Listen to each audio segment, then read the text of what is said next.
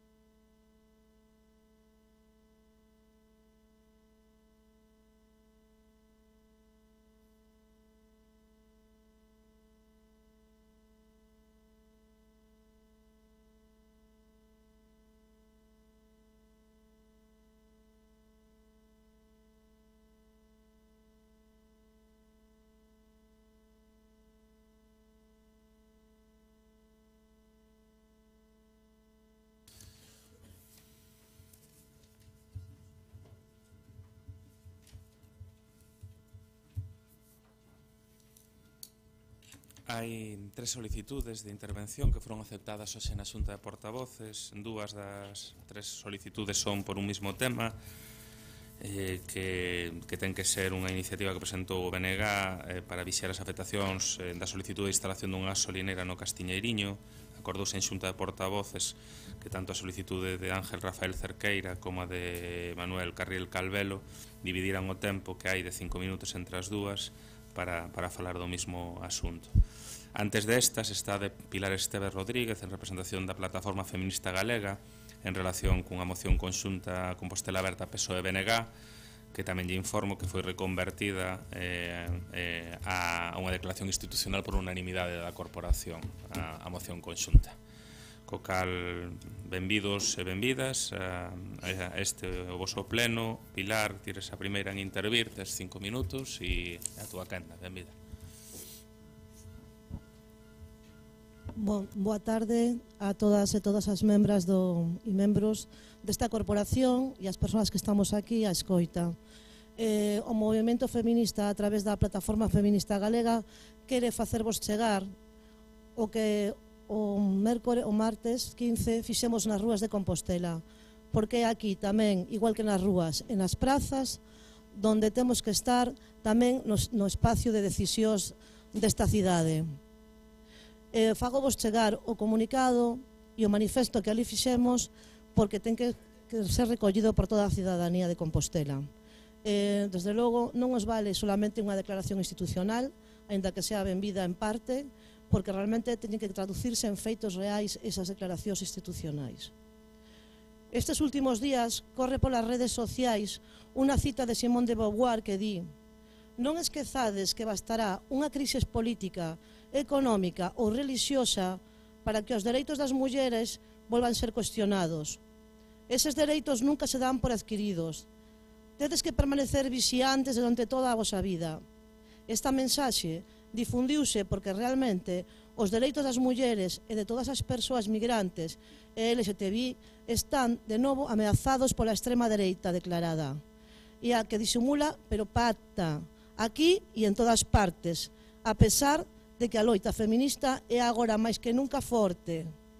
O ano 2018 foi un ano de loita. Isto demostrouse especialmente coa reacción contra a decisión xudicial da Manada e a folga feminista do 8 de marzo, cando as rúas e as prazas encheronse de persoas, maioritariamente mulleres, reivindicando os dereitos que tamén son sociais e raciais. O feminismo traballa e loita pola igualdade e contra a violencia machista.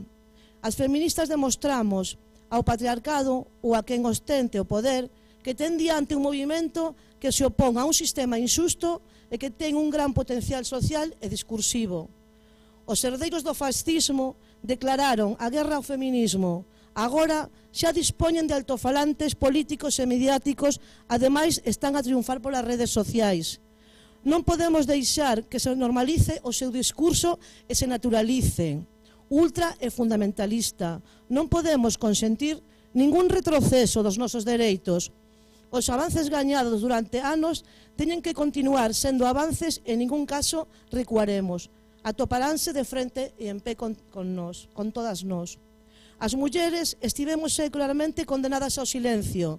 Por iso, porque aínda temos moi fresca na memoria colectiva e dolorosa a dolorosa lembranza da nosa palabra secuestrada, non estamos dispostas a permanecer mudas ante a choiva diaria de falacias alentada por un partido de ultradereita recentemente chegado á actividade parlamentaria autonómica, vergonzantemente. Aínda que consideremos que non merece a pena responder ao que dita a formación expón contra o avance das mulleres na igualdade, si creemos preciso informar a toda a sociedade de cal é a realidade que conscientemente retorce e falsea este grupo político, con cuxa eclosión o Estado español deixa de ser a anomalía de Europa, xa que agora hai unha extrema dereita perfectamente visible e por primeira vez en solitario, aparentemente independizada do partido que acubillou durante todo este tempo, o Partido Popular. Esta ultradereita que abomina do que denominan ideoloxía de xénero non quere apartarse ni un milímetro desa outra ideoloxía, a patriarcal, que nos mantivo secularmente confinadas as mulleres. É o golpe, o castigo, a raiva, a reacción do máis rancio e violento machismo ante o indicio de que lograremos finalmente unha conquista non simplemente cosmética. Non o conseguiremos aínda, pero os avances alcanzados, xa sexa en forma de protección legal ás mulleres vítimas de violencia de xénero, de recursos que faciliten a autonomía vital femenina, de negarnos a repartición das crianzas por orden judicial, como se fosen meros obxetos, ou simplemente da total impunidade, son abondo para que o sistema patriarcal que define e defende esta ultradereita despregue os seus arietes. O medo do machismo a que consolidemos o terreo gañado é acicate de abondo. Hai que devolvernos como sexa a casa que aínda non é suficiente. Porque manternos caladas na casa, coa pata quebrada, as mulleres, é o obxectivo desta campaña, desta formación política, que presume sin complexos do machismo. Vox puxo a loita contra a violencia de xénero na diana e pretende, se non reverter a lei, si neutralizala, con outra dirixida a protexer expresamente aos homes dunha violencia femenina que a realidade confirma que non existe máis que en casos excepcionais. Equiparar a violencia e negar o carácter estrutural da que sufrimos as mulleres polo mero feito de selo e minimizar de forma intolerable o semilleiro de vítimas mortais que o machismo asesinou no Estado español desde que hai enquisas desde 2003. As recentes exixencias de Vox para apoiar ao goberno do PP e de Cidadáns en Andalucía, que pasan por deportar a 52.000 persoas migrantes, derrogar a lei contra a violencia machista e a lei LGTBI, amosan o verdadeiro rostro da dereita sin máscaras, un rostro de odio, racista, xenófobo, machista e homófobo, que atenta contra os dereitos e liberdades das persoas máis vulnerables. A pesar de ser Vox a cabeza visible destas exixencias, negámonos a falar só de Vox, porque branquealo desta forma ao PP e Ciudadanos, partidos políticos de liñas ideolóxicas do mesmo espectro, non é correcto. Moitas das súas propostas e exixencias foron, de feito, aceptadas e branqueadas na súa linguaxe, pero non só no seu contido. O fascismo español chegou para entender un impulso reaccionario contra o feminismo, a fobia contra as persoas migrantes e implantar un neoliberalismo salvaxe. Pero sabemos que está a ocurrir en Andalucía non é un caso aillado. Non, no Estado español está a estenderse a ultradereita, que se reforza sin complexos nas súas posicións fascistas e racistas. Consecuencias desta tendencia, políticas contrarias á vida das mulleres, explotación laboral, a extrema dereita está a auxe e faise co poder. Estados Unidos, Brasil, Austria, Polonia. Atópase no seu momento máis forte das últimas décadas, porque xa antes xa sabemos.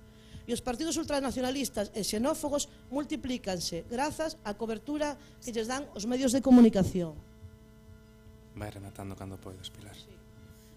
Decir que as mulleres galegas ben sabemos tamén deso, cando aínda está por cumplirse plenamente a lei actual que existe no Parlamento español, no Parlamento galego, que é das máis avanzadas de toda Europa, e ademais sabemos dos recortes, sabemos das excusas e sabemos da maquillaxe do Partido Popular.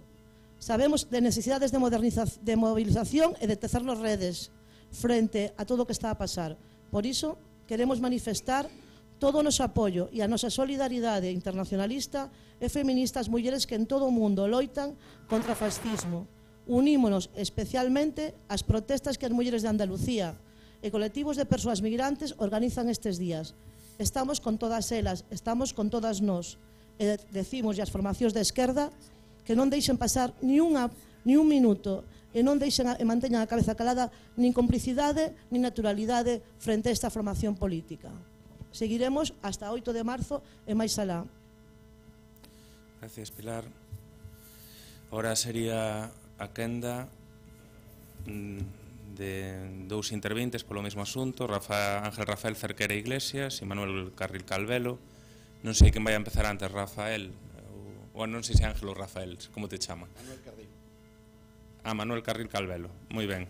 Pois empeza Manuel e logo Ángel Rafael Cerquera Iglesias. Manuel, é a túa quenda. Boa tarde, señor alcalde e membros da Corporación Municipal. Tocamos a intervir neste pleno porque queren instalar unha nova gasolinera no barrio do Castiñeiro e somos persoas afectadas. Temos que dicir que no Castiñeiro estamos rodeados de gasolineiras. Temos unha no Orrio, Pontepedriña, parroquia do Castiñeiriño, outra en Santa Lucía, outra en Montouto e outra no Restollal. E agora queren poñer unha máis, estamos ben surtidos en máis, e temos que contar que negocios non son de los veciños do barrio, senón que tamén fai negocio con o noso barrio. Un negocio que está a beiro amparado por unha lei de solo moi retorcida, que supón facer estación de servicio en solos rústicos, sin como ben saben en solo rústico. A lei de Soto é unha trampa, do suelo é unha trampa, porque unha licencia de todo a 100 para instalar unha estación de servicio permítelle facer 4 negocios distintos, restaurante, cafetería, supermercado e a propia gasolineira, 4 actividades por unha 24 horas.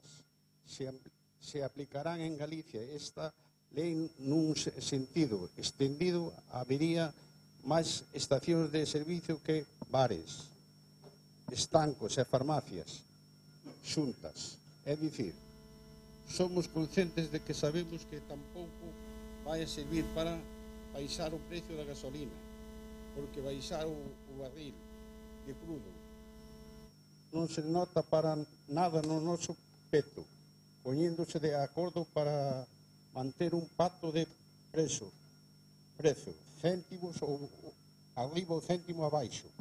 Sabemos que en encher o depósito sai igual de caro, haxa máis ou menos gasolineiras.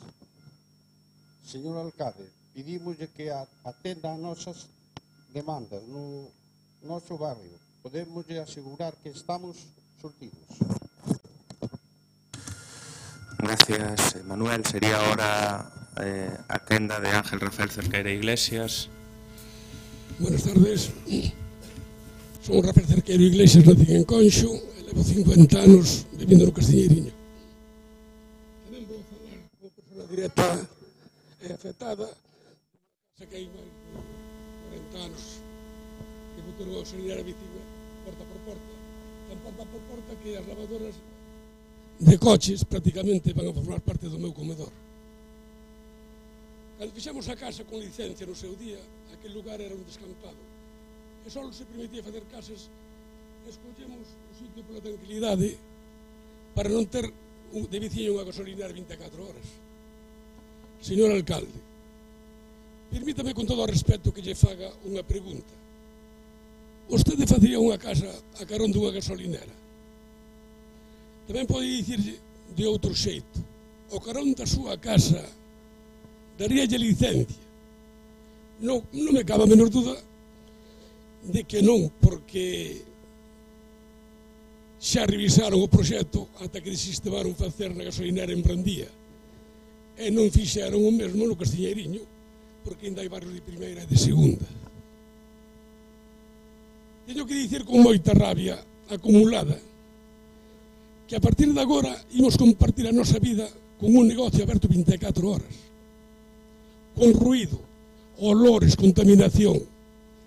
Imos perder a calidade de vida e a tranquilidade que tiñamos por culpa deste negocio. Saben que hai un centro de diálisis aí ao lado, unha vía de ferrocarril, unha autoestrada, todo iso afectacións ao proxecto. Mires, vou a contar algo que cicais non seiban. Proposta do actual Plan Xeral de Ordenación Municipal.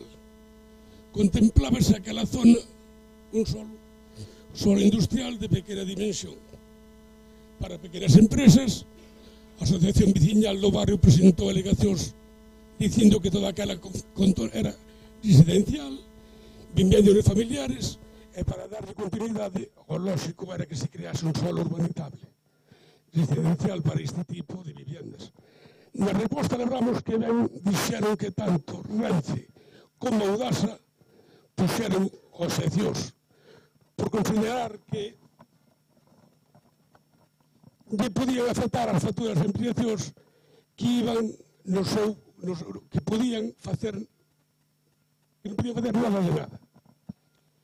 Que curioso, como cambiou a cousa. Viviendas familiares non, pero 4 negocios no mesmo paquete sí. Señor alcalde, lamento dicirlle que estou decepcionado con usted cando chegaron dixeron que non eran políticos, que eran cidadáns. Eu creo que xa eran políticos e cidadáns. Somos nós, por iso, como cidadáns do barrio do Castiñeiriño, que lle pedimos que revisen esta licencia. Non agradezcolle que nos escoitara, pero máis de dicir outra cousa. Fai tempo cando era rapaz, había unha película de vaqueros, chamaba a tele e dicía que ven Valdés, que ven Valdés. Pero resulta que agora non ven Valdés acompañado. Gracias. Moitas gracias, Ángel, pola túa intervención. Pasamos logo a comenzar ca orde do día e logo os temas tratados nas intervencións veciñais trataránse, coido que todos, na quenda das mocións, ca sesión plenaria máis adiante. O primeiro dos puntos é a aprobación se procede ata correspondente a sesión ordinaria do 20 de decembro de 2018, número 19, sesión extraordinaria do 29 de decembro de 2018, número 20. Algo que engadir os voceiros, Goretti, Agustín, Paco.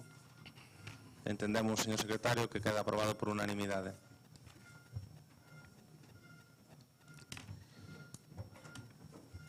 O seguinte punto é a toma de posesión do cargo de concelleiro don Antón Barba Pereira, que entendemos que non se atopa na sala de pleno, señor secretario.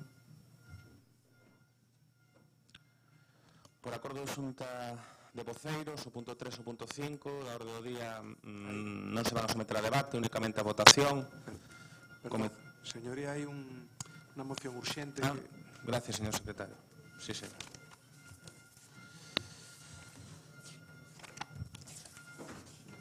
Esquecíame, hai unha moción de urxencia presentada polo BNG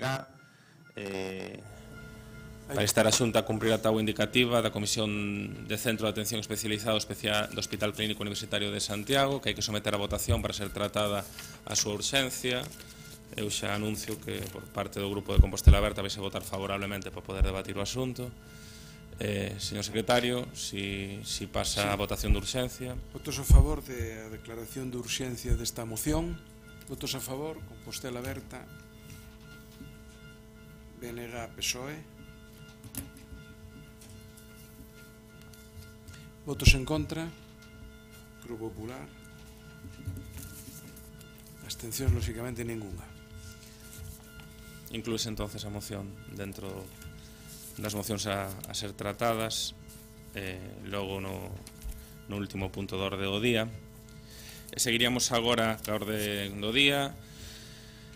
Tocaría o punto 3, que como indicaba e por acordo de xunta de portavoces non se vai a someter a debate, que é a aprobación definitiva do estudo de detalle da parcela 2 do Quinteiro 18096 do Parque Empresarial da Sionlla, Rúa de Murcia, número 5.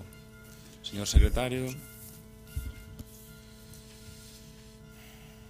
Sí, votos a favor desta aprobación definitiva do estudio de detalle da parcela 2 do Quinteiro 18096 do Parque Empresarial da Sionlla, Rúa de Murcia, número 5. Votos a favor. Por unanimidade. Unanimidade. O punto cuarto sí que se vai a someter a debate, que é a aprobación definitiva do estudo de detalle para a rehabilitación integral dos grupos de vivendas Cardenal Quiroga Palacios e Compostela no barrio da Ponte Pedriña. Hai unha emenda presentada polo BNG e aceptada polo grupo de goberno propoñente e que ven avalada con un informe favorable da arquitecta de planeamento municipal. Neste caso, a emenda hai que votarla porque é unha proposta. Vale, habría que votar previamente a emenda. Antes do debate ou... Bueno, non, despois do debate. Vale. O que se comentaba hoxe en xunta de portavoces é que a emenda precisaba do informe favorable da arquitecta de planeamento que chegou e informa favorablemente a posible aceptación da emenda que nos temos decidido aceptar, co cal pasaríamos a someter a debate o punto 4 e tamén o contido da emenda con anterioridade. Jorge Duarte, faz defensa. Bueno, moi boas tardes a todos e a todas, a todos os membros da Corporación Municipal e tamén a representación da veciñanza do barrio de Pontepedriña, os representantes da Xunta Directiva da Asociación de Veciños Sandra Pregorrial. Hoxe traemos para aprobación un estudio de detalle que afecta os ámbitos das vivendas Cardenal Quiroga e un grupo de vivendas Compostela no barrio de Pontepedriña, que foi un dos 6 estudios de detalle que se encargaron por parte do goberno municipal para resolver un problema histórico que afecta a todas as vivendas dos barrios tanto de Vite como de Pontepedriña, que levan moitos anos sin poder cumplir con esa demanda de ubicar ascensores polo exterior de tal forma que se permita a accesibilidade. Como decíamos no pleno anterior, aprobáronse 3 estudios de detalle, hoxe aprobase outro despois de responder as alegacións formuladas e esperamos que en próximas datas podamos traer os 2 que faltan. O obxectivo destes estudios de detalle, como decíamos, era resolver un problema histórico, en concreto no barrio de Pontepedriña hai unha declaración de ARI desde o ano 2008, iniciouse no ano 2009 a reacción dun estudio de detalle que o goberno naquel momento de PSOE e BNG pois ao final atopou a trancos e foi incapaz de levar a esta aprobación definitiva. Posteriormente, durante o goberno do Partido Popular non se fixo ninguna actuación para poder dotar de ascensores de accesibilidade a estos bloques e durante este goberno, bueno, pois impulsamos este estudio de detalle e hoxe traemos para aprobación definitiva un estudio de detalle que tuvo aprobación inicial no final de 2017. Durante o proceso de alegacións, neste caso, formuláronse por parte de 7 asociacións veciñais distintas alegacións, propoñendo bueno, pois, alternativas que permitiran, flexibilizaran esa instalación e o que se fixo na redacción definitiva no informe que hoxe se acompaña foi precisamente flexibilizar esa posibilidade de que o ascensor poda estar por dentro ou poda estar por fora. Na proposta dos técnicos redactores, o ascensor iba con un modelo similar ao que hai en Vista Alegre, con unha torre exenta adosada aos edificios. O que propoñían desde a Asociación Veciñal sería contemplar unha alternativa que pudera ser a ubicación no interior, no espacio das escaleiras e o desplazamento das escaleiras cara ao exterior.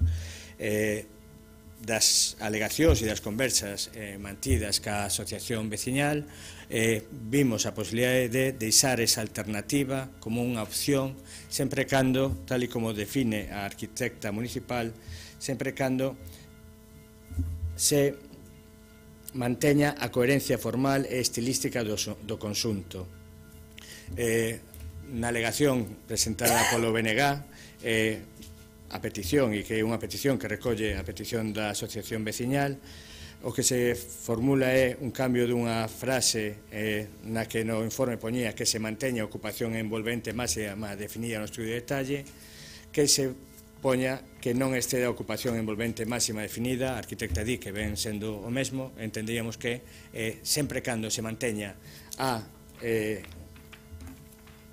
coherencia estilística e formal do conxunto, que non aparezan uns ascensores remetidos, outros hacia fora, que se manteña esa liña, pois entendemos que a solución de ascensor interior ou exterior, bueno, pois pode ser admisible para dar así resposta ás demandas veciñais.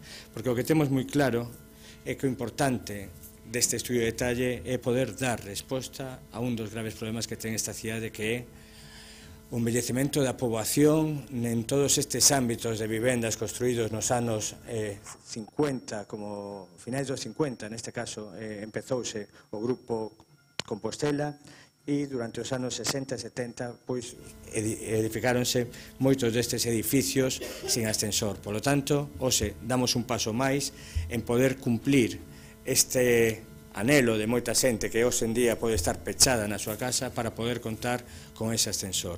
Quero recordar aquí unha vez máis que estes ascensores contan cunhas axudas do Ministerio de Fomento e a Xunta de Galicia para poder facer obras de millora de accesibilidade e de envolvente térmica do edificio, axudas que son a comunidade e que neste caso o Goberno complementa nos ARIS a través dunha axuda propia que permite que aquela xente sin recursos poda achegarse ata o 100% da axuda sempre cando quede registrada esa axuda e que teña que ser devolta en caso de herencia ou venta sempre cando o heredero non cumpla as condicións de ter ingresos inferiores a unha vez mínimo ao salario mínimo. Por lo tanto, creemos que damos por cumplido o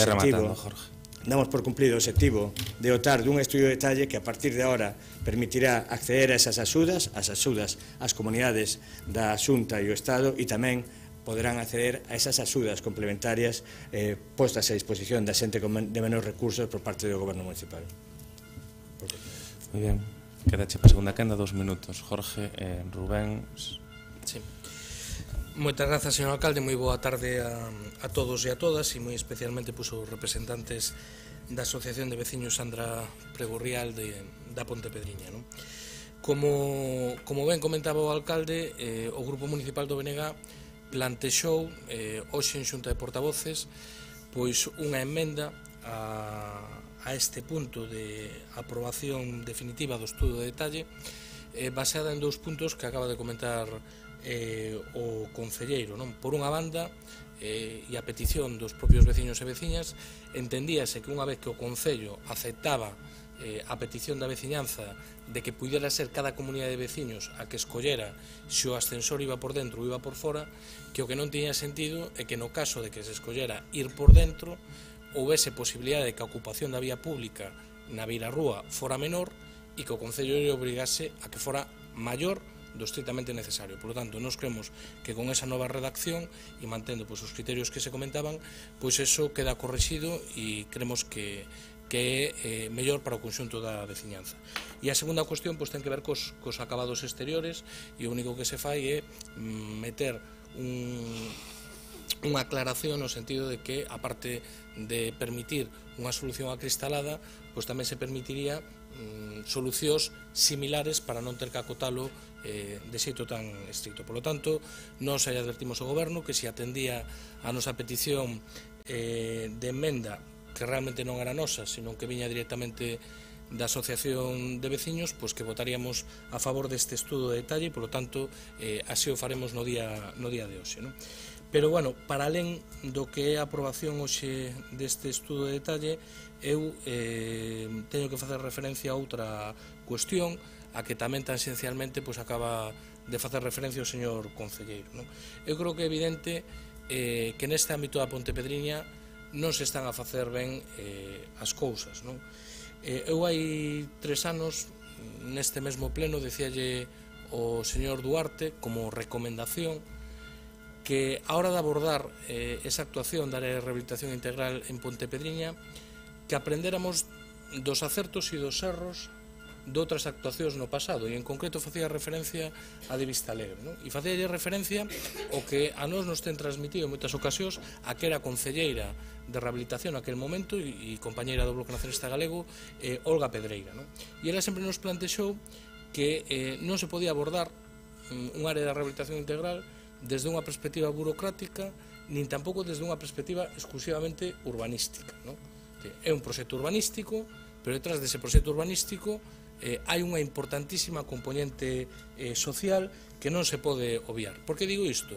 Bueno, porque estamos falando dun barrio cunhas características moi específicas, moi avellentado, con poboación moi maior, algunha dela incluso que vive sola, con rendas en termo medio baixas, moita xente que ten pensións, incluso pensións non contributivas, para as que un cofinanciamento incluso do 80% pode chegar a ser moito, e noutros casos, incluso como facía referencia ao señor concelleiro, en financiamentos do 100%, o problema non só pode ser o cofinanciamento, sino moitas veces se a administración non ten moita pedagogía, non simplifica a tramitación, non acompaña e non axuda en termos prácticos, pois hai moitas persoas que teñen serias dificultades incluso para cubrir a documentación burocrática, o que non é normal, como nos comentaban outro día, pois que unha persoa maior perda as axudas porque non foi capaz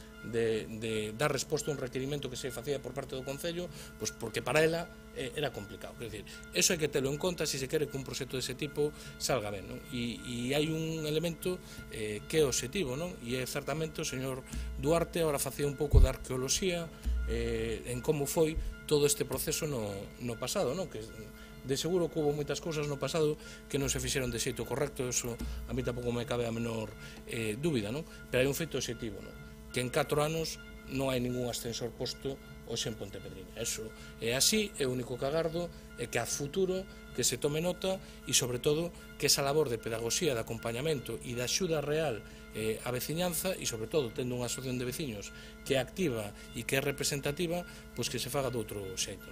Moitas grazas. Gracias, Rubén. Paco. Gracias, señor alcalde. Moi boa tarde, compañeras e compañeros de corporación. Gustaríame primeiro de nada saludar aos representantes da Asociación de Veciños Sandra Prego da Pontepedriña. Benvidos. Bueno, falaba efectivamente dunha certa arqueoloxía, decía agora o concelleiro do BNG, falaba o concelleiro de Espazos Cidadáns do que se fixo. A min non me parece mal facer un recordo de que este mandato comeza en xuño de 2015, que cando toma posesión a corporación e, polo tanto, o goberno de Compostela Aberta, que, se non lembro mal, o 22 de outubro de 2017 se dá a aprobación inicial do estudo de detalle, é dicir, pasaron máis dun ano e medio.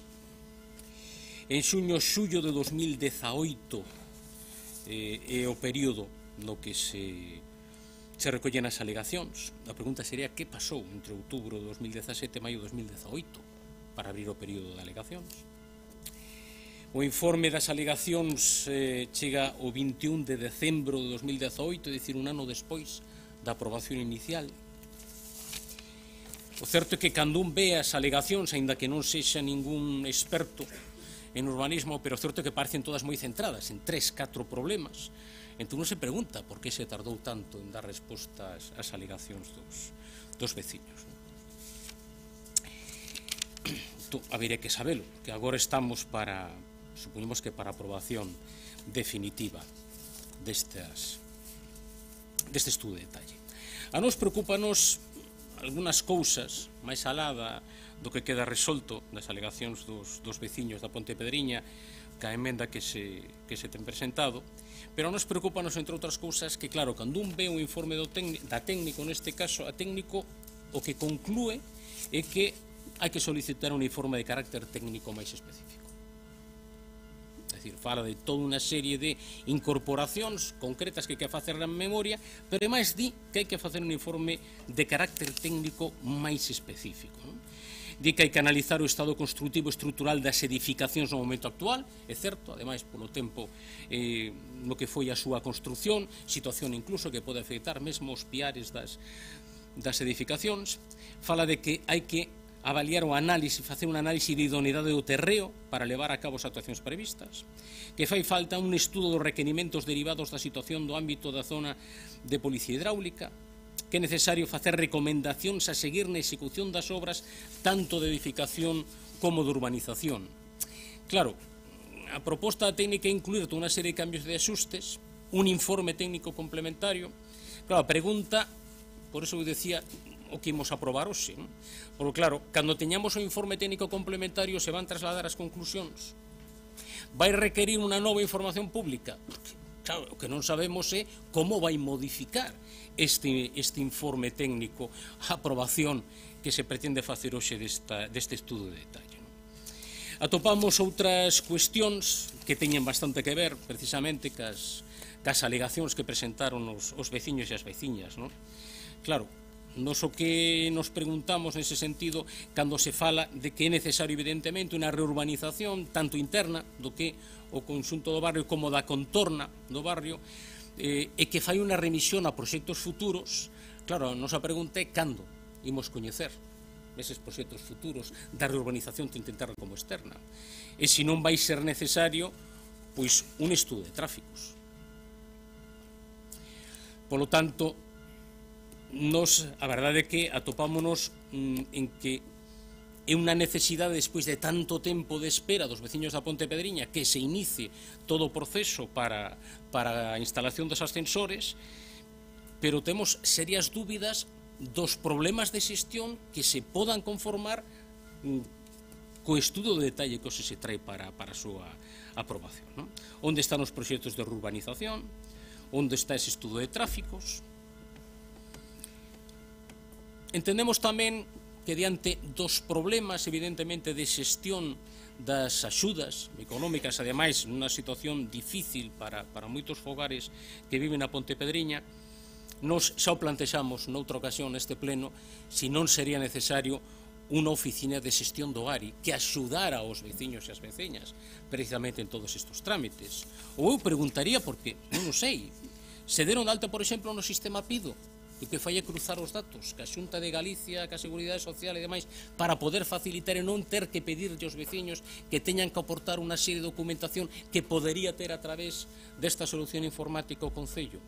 Por lo tanto, gustaríanos, antes da segunda intervención, pois ter resposta a estas preguntas que acabamos de formular. Moitas grazas.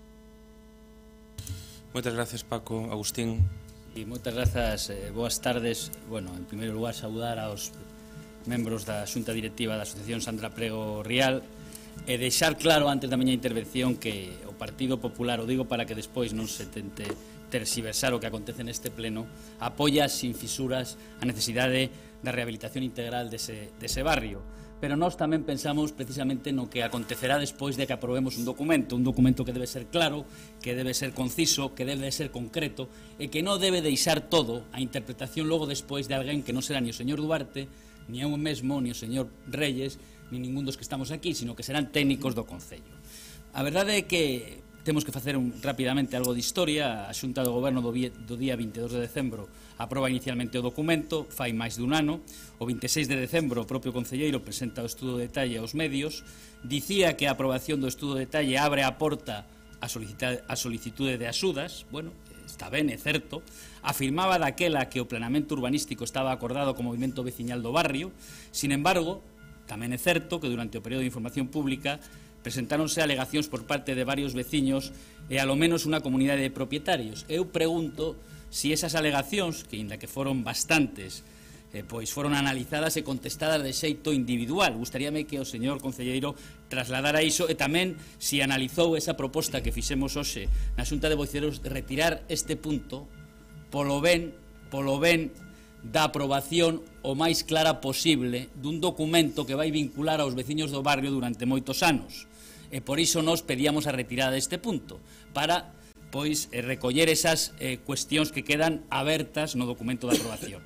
Porque a arquitecta do planeamento recolle no seu informe o seguinte, abro comillas: a dificultade para entender e visualizar a proposta concreta contida no estudo de detalle posto de manifesto nalgúna alegación coincide coas manifestacións feitas por moitos veciños que foron atendidos nas dependencias municipais no período de exposición pública do documento, que se queixaban da dificultade de entender realmente a solución proposta a partir únicamente dos planos do estudo de detalle. Pecho comillas. Engade a referida arquitecta que, abro comillas, botan en falta unha explicación gráfica a escala adecuada á solución tipo prevista para a implantación do ascensor. Engade tamén o seguinte, abro comillas, sería convinte, polo tanto, incluir no documento de aprobación definitiva, cando menos, unha sección tipo polo núcleo de comunicación vertical, comparando a situación existente coa que se propón, de xeito que se facilite o entendemento da proposta para unha persoa sin especial formación técnica. Respecto da información e diagnose sobre o estado actual real dos edificios, é certo que está desactualizada, pero entendo que a realización do estudo específico que se vai propoñer realizar de xeito complementario ao estudo de detalle vai permitir dispoñer de información máis precisa e actualizada de todo o parque edificado. Estas cuestións que acabo de suliñar, que suliña a arquitecta, o propio informe de Augas de Galicia que está incorporado ao expediente e algunha consideración máis, leva a facer unha proposta de aprobación que non é menor nun documento, insisto, que debe ser claro e conciso, unha proposta de aprobación condicionada a inclusión, es decir, está condicionada a aprobación a que se inclúan unha serie de cuestións e puntualizacións no documento. Nos, o Grupo Municipal Popular, considera que non son cuestións menores, como, por exemplo, acontece coa posibilidade de introducir os ascensores dentro da envolvente dos edificios, e leo textualmente, iso sí, como alternativa á proposta do estudo de detalle e previa xustificación que deberá de facer o propietario ou a comunidade propietaria e que deberá de interpretar un técnico en función do seu criterio, que será dentro dun ano, dentro de 2 ou dentro do que sexa. É dicir, suxeto á interpretación. Así mesmo, vincúlase a aprobación, a redacción e incorporación de varios informes técnicos máis específicos e de documentos complementarios. É evidente, señor Duarte, señor alcalde, que houbo tempo para clarificar e incorporar todos os documentos e previsións necesarias para xerar un estudo de detalle claro, transparente e concreto. Sinceramente, unha área de rehabilitación que está declarada dende o ano 2008, considero que pode agardar un día ou un mes máis para facer un documento que non xere ningún tipo de dúbida. Non creo que sexa razoable aprobar un documento incluso con unha emenda presentada hoxe mesmo e informada sobre a marcha polo técnico de planeamento. Creo que iso é unha irresponsabilidade, pero non para nós, que somos pasaxeiros, sino para os veciños. O Grupo Municipal Popular considera que todo isto debería clarificarse antes da aprobación definitiva e por eso pedíamos a retirada, porque sería algo que poderíamos aprobar por unanimidade si fora un documento suficientemente claro. Un estudo de detalle que tardou tanto, sinceramente, señor alcalde, creo que podería esperar algo máis. Moitas gracias e máis nada. Gracias, Agustín. Jorge, 2 minutos, segunda quenda. Empezando polo final, unha auténtica irresponsabilidade é haber gobernado esta cidade durante 4 anos o Partido Popular e non ter feito absolutamente nada para que a veciñanza de Pontepedriña pudera poñer os ascensores. Preguntaba a Paco polo tempo, na tramitación destes estudios de detalles houve que facer máis de 6.000 comunicacións á veciñanza, con 2 comunicacións certificadas e con publicación nos boletíns. Polo tanto, hasta o mes de setembro non se acabou o período de exposición e de alegacións públicamente. 6.000 notificacións e publicación en cada un dos aris de varios veciños que non chegaron a recoller, pero que, ata que non se tenga a constancia da última publicación do último dos veciños, non se pode dar por pechado o prazo de alegacións, e o prazo de alegacións pechouse en cada un dos estudios de detalle en distintos momentos, pero no mes de outubro. Recordaba o mes pasado que o último informe que permitiu traer hoxe estos escritos son os de Augas de Galicia, que son do 27 de novembro do 2018, antes desa data era imposible porque faltaba os informes asinados pola que foi a nosa compañeira Teresa Gutiérrez. Por lo tanto, foi imposible traerlos antes porque faltaba ese informe que foron asinados o 27 de novembro. E cambiando e aclarando algunhas das preguntas xos aquí. Está encargado e está en elaboración un anteproxecto con cuantificación económica da reurbanización de todo o barrio, definindo as unidades funcionais nas que podamos tramitar rúa a rúa, de tal forma que cando se pida unha licencia de ascensor poder abordar a reurbanización desos viales. Por un lado está ese informe, por outro lado vaise facer un informe a costa do Concello, que o lóxico, por decirlo de alguna forma, é que cando a persoa fai unha obra no seu edificio, comprobe a seguridade estructural. Neste caso, o Concello, entendendo cal é a situación de precariedade da veciñanza, encarga un estudio estructural para dar resposta, pero aqueles edificios que non teñen problema estructural poden ir facendo as obras.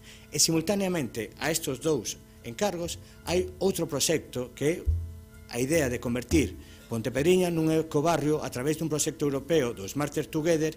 Hai un estudio do ITG, Instituto Tecnolóxico de Galicia, para poder promover un cambio do sistema de calefacción e mellora de envolvente térmica ca introducción de district heating, de calefacción por distrito, de tal forma que ese ecobarrio pudera aumentar o seu índice de axudas ata porcentajes superiores ao 80%. Ese proxecto de ecobarrio está en marcha, próximamente se presentará a veciñanza, porque aí hai unha liña de financiación específica que nos permitirá chegar a unha cantidade máis elevada. Recordando sempre que a labor deste goberno, deste Concello, permitirá que aquela xente sin recursos poda acceder a unha financiación por parte municipal e que ningún propietario por dificultade de recursos impida a instalación dun ascensor nun bloque. Por lo tanto, eu creo que é unha boa noticia, creo que sería unha responsabilidade un mes máis de retraso, porque esta veciñanza leva unha débeda de máis de 10 anos desde que se fixo ARI. Eu o que non quero é que sigan pasando un día máis. Hai unha convocatoria de axudas aberta, próximamente, tan pronto se peche esta, abrirase outra para dar resposta a unha demanda histórica da veciñanza. Jorge, axustadevos o tempo, prégovolo porque temos unha xornada larga, entón axustadevos o tempo. Vale, sí que se plantexou que non informei a Agustín da solicitude retirada. No momento en que se entendeu que había un informe favorable da técnica emenda do BNG, entendeuse que se mantiña o punto a debate. Rubén. Sí, moitas gracias, señor alcalde. Moi brevemente, non? Novamente, señor Duarte, eu fago unha recomendación, quer dizer, non empezar a casa polo tellado, non? Entón, a min o proxecto de calificación de distrito pois pode resultarme moi interesante e posiblemente un barrio que pola súa fisionomía pois adapte moi ben a unha experiencia piloto dese tipo, pero seguramente os veciños e as veciñas de Pontepedriña pois son un pouco a chino cando non teñen cubertas necesidades absolutamente elementais, non? Entón, non empecemos a casa polo tellado. Hai que empezar por garantir a accesibilidade universal da xente ás súas vivendas, por garantir a seguridade e que os edificios van a aguantar debidamente as obras que hai que facer, por garantir tamén pois, o aillamento e a eficiencia enerxética, e despois a partir de aí haberá outras cousas.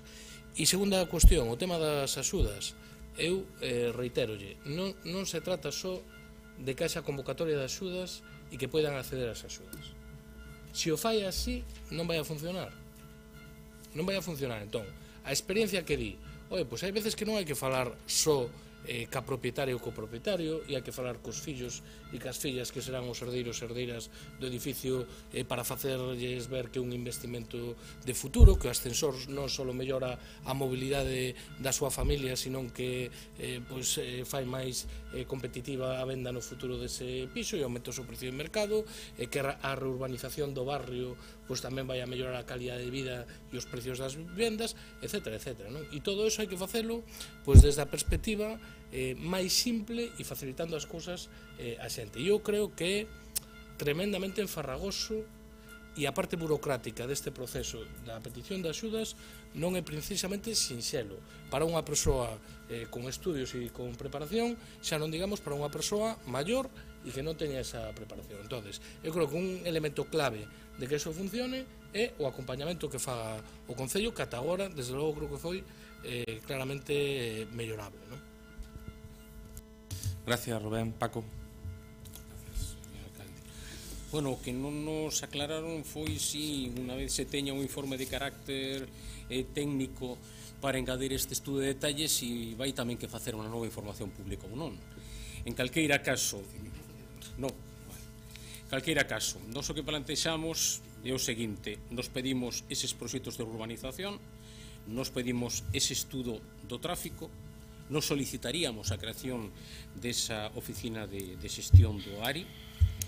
Con respecto á convocatoria de axudas aberta que comentaban, bueno, vostedes coñecen que os veciños, precisamente, teñen comentado un problema serio que xerou dificultades para que toda unha serie deles puideran presentar as súas peticións, máis alá dos problemas de xestión que supoñen este tipo de convocatorias de axudas, e, polo tanto, nos entendemos que para resolver este erro habería que plantexarse unha convocatoria complementaria extraordinaria para poder cubrir este problema que xenerou e que dificultou e impediu en algúns casos que puderan presentar determinados veciños as súas solicitudes de axuda.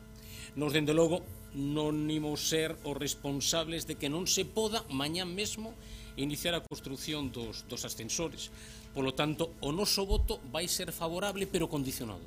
Condicionado ao coñecemento dese informe de carácter técnico, dese estudo de tráficos e de coñecer os proxectos de urbanización. Moitas grazas. Agustín.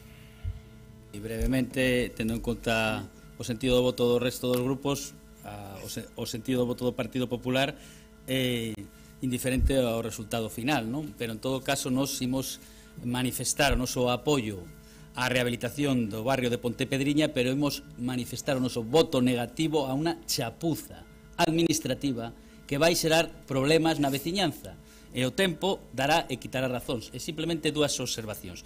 A primeira, señor Duarte, siga vostede falando do que non fixo o Partido Popular. Aquí o que se trata é de saber o que fixeron vostedes. Home, en rehabilitación creo que o exemplo está en Vistalegre, que non foron capaces en 4 anos de facer nada, e aquí que tardaron 4 anos en facer algo. Eso está claro. E o segundo, señor Duarte, home, mire, vostede tardou, sabe canto tardou vostede dende que aprobou e presentou nos medios o estudo de detalle dicindo que xa estaba todo resolto? Sabe o que tardou vostede en remitir o expediente a Augas de Galicia? O sabe ou non o sabe? Mire, vostede remitiu o expediente a Augas de Galicia o 1 do 6, 6 meses despois de aprobalo. O 1 do 6 para remitir un expediente. Foi andando por Xoán 23, cara a Augas de Galicia, andando o expediente, señor Duarte, claro. E logo despois queixase de que Augas de Galicia tarda 4 meses en analizar un documento e facer un estudio serio sobre a inundabilidade e cuestións tan importantes como a cimentación dos edificios de Pontepedriña. E que vostedes non solamente son incapaces de gestionar este concello, sino que son uns irresponsables.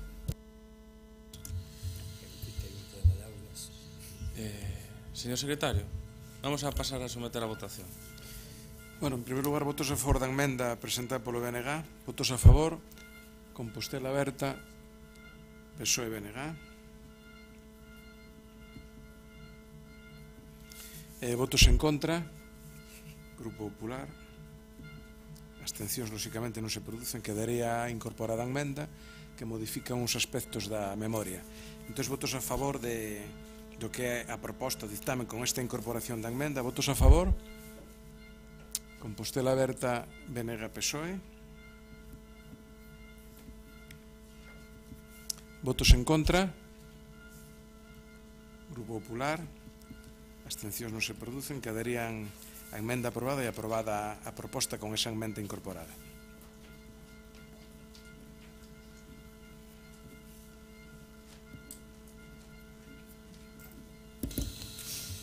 Pasaríamos ao seguinte punto, que é o punto 5, que tamén se acordou en xunta de portavoces non someter a debate e únicamente a votación, que é a aprobación definitiva da modificación puntual do catálogo do Pexón, corrección de erros na ficha D061 da Casa Lavacolla, creación das fichas D061A, D062BC e D061D. Señor secretario. Votos a favor deste punto número 5. Unanimidade.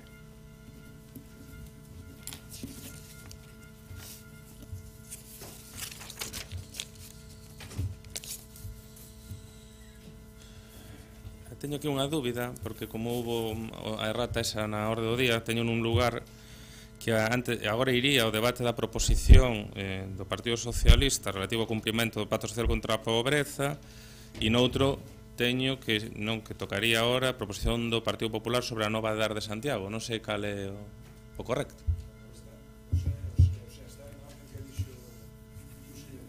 Pero cal é a orden que dixen eu? Pero teño unha dúbida porque teño en dous sitios diferentes. 6 é a proposición do PSOE, 6 sería a proposición do 7 é a PSOE, proposición do PP, 8 do BNG, 9 e despois cambia do 10 pasa ao 10, hai un erro, en vez sería o... Vale. Que xa nace se incorpora correlativamente. Entonces pasaríamos a debatir agora a proposición do PSOE relativa ao cumprimento do Pacto Social contra a pobreza. Despois da Xunta de Portavoces creo que se fixo unha aclaración, non, Pacos, de se iba a haber debate ou non, porque o que se solicitaba é a redacción dunha memoria para ser presentada no mes de febreiro, pero díxose que sí que quería que houbera debate. Vale, pois entón comezamos co debate a proposición, na que nós estábamos de acordo na elaboración da memoria que vostede solicitaba. Pase, señor Reyes, a súa quenda. 5 minutos. Pois moitas grazas. Novamente, compañeras e compañeros da corporación. O motivo fundamentalmente da intervención, e que, como todos lembraredes, no pleno ordinario de xaneiro 2016 demos o visto e prace a unha moción presentada por o noso grupo para dar cumprimento ao Pacto Social contra a Pobreza e dar resposta ao compromiso adquirido por varios dos voceiros municipais durante a campaña electoral. Fundamentalmente, pois foi o grupo de Compostela Verte ao grupo do Partido Socialista. Quería facer a intervención porque cando se redactou esta proposición, os datos de 2017 aínda non estaban volcados, refírome aos do Instituto Galego de Estadística, e, polo tanto, os datos que aparecen son os de 16. Polo tanto, habería que actualizar, porque algún dato si ten mudado neste tempo. Vale.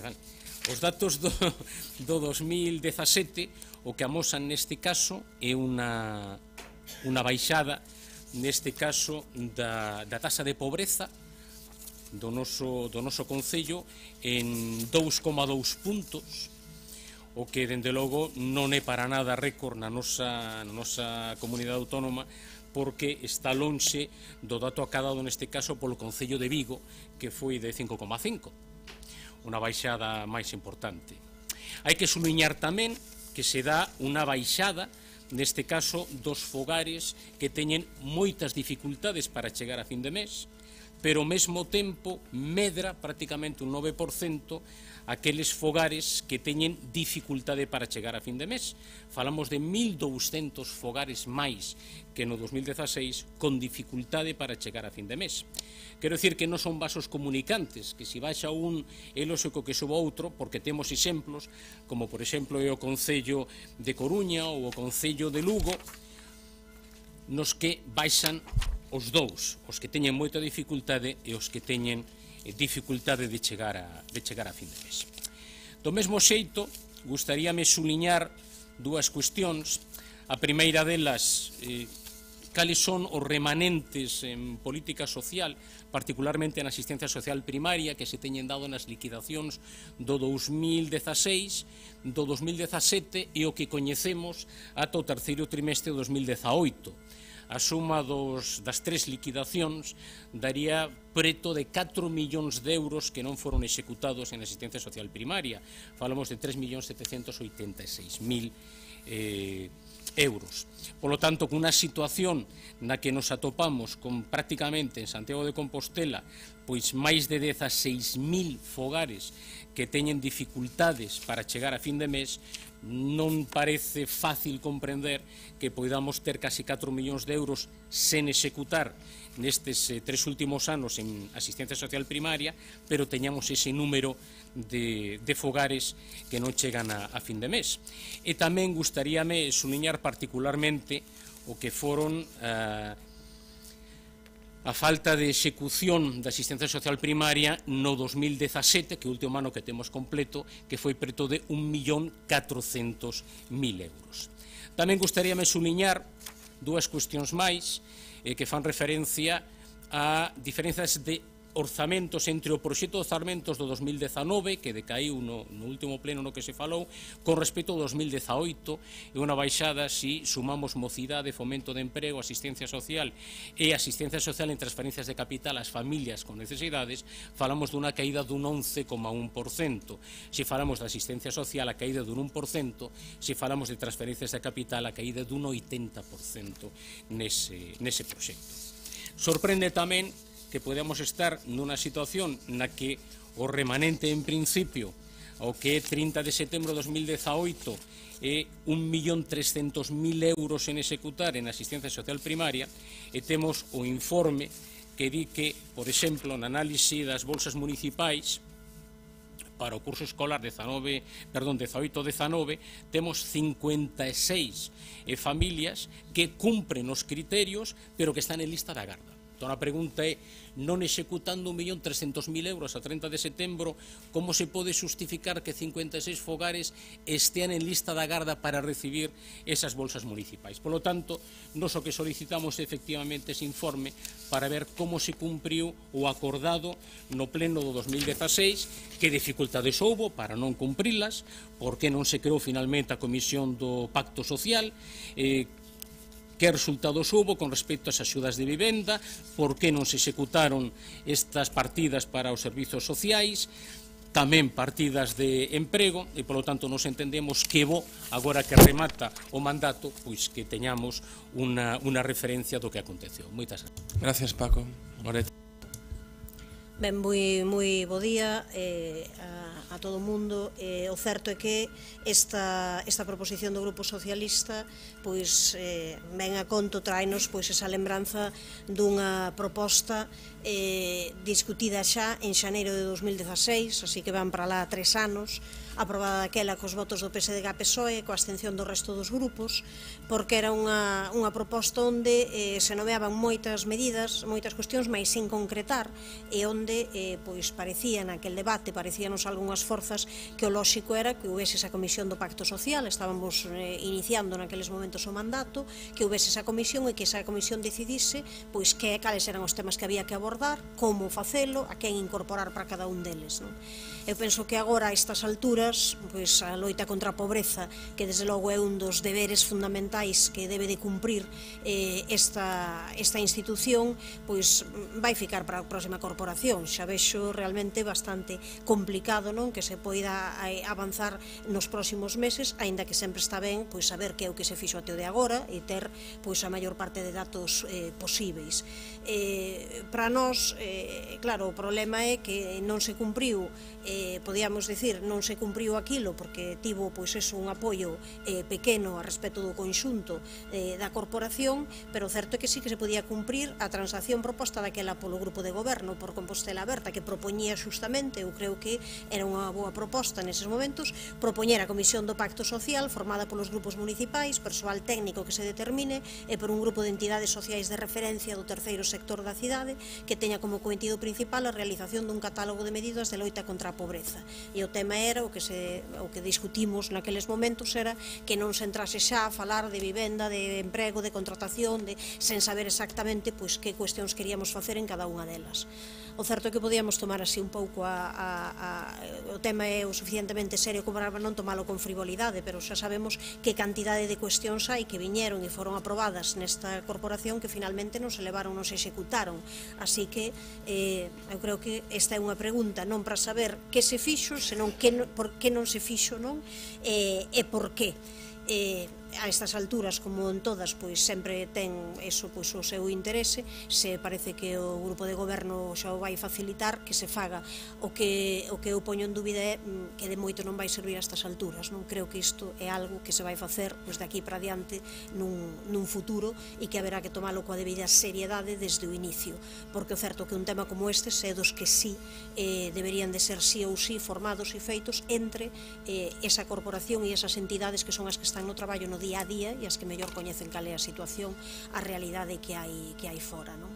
Así que a mágoa é que non se tivese feito a desta altura, non? María. Sí, gracias, alcalde, boa tarde. Bueno, na mesma liña que dixo a señora San Martín, o alcalde, ao inicio do tratamento desta proposición, pois, en efecto, esta iniciativa é relativa ao cumprimento do Pacto Social contra a Pobreza, bueno, derívase daquele acordo plenario fai 3 anos, non? Claro, foi aprobado cos seus votos favorables do PSDG e a abstención do resto. Naquel pleno xa debatimos a adopción dunha serie de medidas e o Grupo Popular manifestou que estando de acordo coa maioría delas, rexeitaba ou tiña dúbidas sobre outras, estando máis de acordo coa emenda que presentaba o Goberno. Bueno, como creo que son medidas que están debatidas, e aquí o que se fai é instar a concelleira ou a Concellería para que emita unha memoria, pois é a súa responsable a quen corresponde dar conta. Eu penso que non compre debatir, así que mantendo a coherencia aquel pleno, pois manteremos a nosa abstención. Mais nada, grazas. Concha. Bueno, moi boa tarde, alcalde, compañeiras e compañeiros concelleiros. Bueno, en primeiro lugar, algo aclaración de datos, vale? Paco, o dato do 17,8% de risco de pobreza e exclusión social que aporta na exposición de motivos corresponde á media galega, non ao Concello de Santiago de Compostela. No caso do Concello de Santiago de Compostela, conoce os datos de 2016, que son do 14,7%, como recolle na súa exposición de motivos no parágrafo último da primeira folla. En Vigo, en 2016, era do 22,3%. En Lugo, do 17,3%. En 2017, a fonte UIGE pode consultala como eu, en Vigo efectivamente baixaron ao 17,2%. En Lugo subiron ao 23,2%. En Compostela, como ben dice usted, baixamos ao 12,5%. Calquera dato ou indicador de Compostela en relación á taxa de risco e pobreza é menor que no resto das cidades galegas. Tamén é maior o salario medio. Respecto do investimento en políticas sociais, como usted sabe, porque participou en todos os debates de orzamentos e mesmo facilitou a aprobación de todos eles nos anos anteriores a este, o Goberno de Compostela Aberta incrementou a área de gasto 2, que é referida á protección e promoción social, nun 57% desde 2015. Pasando de 6.835.000 euros, 6.835.000 euros de 2015 á proposta de orzamentos de 2019 de 10.700.000 euros, que vostedes votaron en contra no pasado pleno de decembro. Esta proposta permitiría pasar en 4 anos dos 71 euros por habitante que se previeron en 2015 a 111 euros por habitante que preveíamos para 2019, se non tiveran votado en contra. En canto ao nivel de execución, teño que decir que efectivamente porcentualmente é semellante á execución que había en 2010 ou en anos sucesivos. Eso sí, en 2016 e 2017 o gasto real efectuado foi de 3 millóns de euros máis, porque tamén tiñamos máis orzamentado. Indicarlle que están á súa disposición as memorias de actividades de cada un dos anos que realiza o Departamento de Servicios Sociais para coñecer e comprobar en que se realizou ese investimento e como se gastou. Obviamente, non teño a de 2018, pero teño a de 2017, que lle vou a pasar máis o avance da de 2018, que elaborou o Departamento de Servicios Sociais. Tamén a pode consultar no RUEPS, que é o Rexistro Único de Entidades Prestadoras de Servicios Sociais da Xunta de Galicia. Eso sí, aproveito esta proposición para destacar algúns dos programas nos que se fixo un investimento máis relevante durante o ano 2018 para dar cumplimento a eso que vostede chama catálogo de medidas de loita contra a pobreza en Compostela. Tamén dicirlle que hai unha diferencia sustantiva en cuanto á forma de entender as medidas de loita contra a pobreza que debe impulsar unha administración pública como é un concello. En ningún caso impulsamos vales de comedor, cestas de compra ou proxectos de economía colaborativa para asistir en domicilio a quen non ten recursos. Non. Este concello impulsou unha ordenanza de garantía básica cidadá en 2016 para dotar de recursos económicos suficientes ás familias e poder garantizar a cobertura de necesidades básicas de alimentación e aloxamento e tamén situacións de emerxencia relativas á pobreza enerxética, habitabilidade ou outras cuestións que teñen que ver con axuda á dependencia ou estudos non obligatorios. Actualmente hai 332 unidades de convivencia que reciben recursos económicos do Concello de Santiago de Compostela, 126 rendas activas e 206 prestacións de rescate social. Tamén sabe que as competencias en materia de renta ou de emerxencia social son autonómicas e, por tanto, esta ordenanza é subsidiaria da renta de inclusión social e das axudas de inclusión social. E actualmente temos 331 risgas activas e 161 AIS. O incremento é da orden do 40% nas risgas e do 130% nas AIS. Obviamente, na ordenanza nosa, pois é do 100%. Empezamos no ano 2016 con 50 máis do 100%, e estamos ahora mismo en 332. Eso respecto de as prestacións económicas a familias en situación de pobreza ou risco de exclusión. Tamén facilitamos a alimentación fundamentalmente pola vía de bolsas comedor, actividades extraescolares e material escolar. Chegamos, había 130.000 euros, ahora mismo hai 600.000, o incremento é dos 250%. Vale? Eso é algunhas das contas que teño que dar. Non temos unha comisión de seguimento do pacto local, si temos unha comisión mixta de seguimento da ordenanza de garantía básica cidadá, na que participan os servizos técnicos de servizos sociais, de intervención e facenda e todos os partidos políticos desta corporación, que se reuniu en dúas ocasións. Na última ocasión, en novembro deste ano, e non pudo participar o Partido Socialista. Segunda quenda, señor Reyes. Moitas grazas. Bueno, pois agradecer a todos os grupos que recoñezan e acepten que quen presenta unha moción e quen aproba cos seus votos, pois poda preguntar que pasou con ela. É dicir, eso se agradece. Con respecto á intervención da concelleira de Servizos Sociais no Goberno, hombre, dicirlle varias cousas. A primeira delas é que a mí pareceme ben, é correcto traer os deberes feitos da casa. Vale, iso está ben. Pero, bueno, escoitar tamén as intervencións de que fai as exposicións, aínda que esas intervencións sexan tan torpes e tan aburridas como as miñas, pois tampouco está mal. Mais mérito tería se atendera. Porque, claro, o primeiro que dixo que os datos estaban desfasados con respecto ao IGE, porque se fixeron cando a publicación estaba de 2016 e aínda non estaba o 2017, pois é evidente, vale? Eu mesmo fixen a aclaración dos datos. O que sí que me sorprende que non se dea máis resposta que a ordenanza de garantía básica, que non deixa de ser unha adaptación con cambio no nome e con creación dun programa que poderíamos chamar de caixón desastre do que no seu momento elaborou o Partido Popular. Esta é a realidade.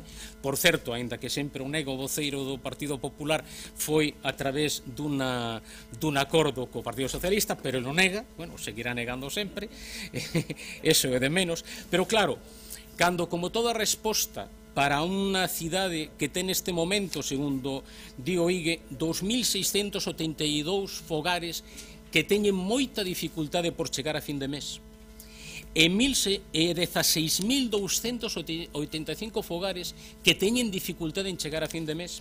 Estes incrementaron con respecto ao ano anterior en 1.200 fogares.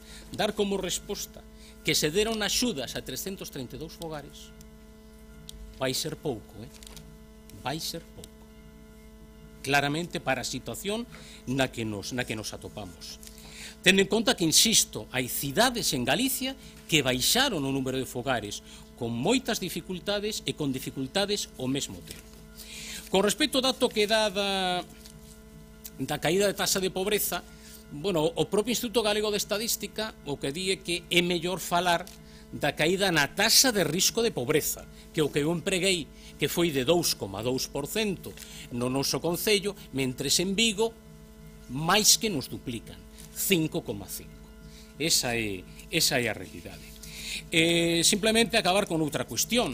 Mire, é que eu lembro que na memoria para os orzamentos de 2016 decía que acadaban un gasto por habitante de 88 euros, cando o compromiso ca Rede Galega de Loita contra a Pobreza era de 110. E na memoria do proxecto de orzamentos de 2019 decía que se acadaban 110 euros de gasto social por habitante cumprindo o establecido ca Rede Galega, cando o que se estableceu ca Rede Galega era que no 2019 serían 160 euros de gasto social por habitante. Non vou insistir nas cifras de falta de execución en tema social que suman, pois insisto, casi 4 millóns de euros nestes anos. Moitas gracias.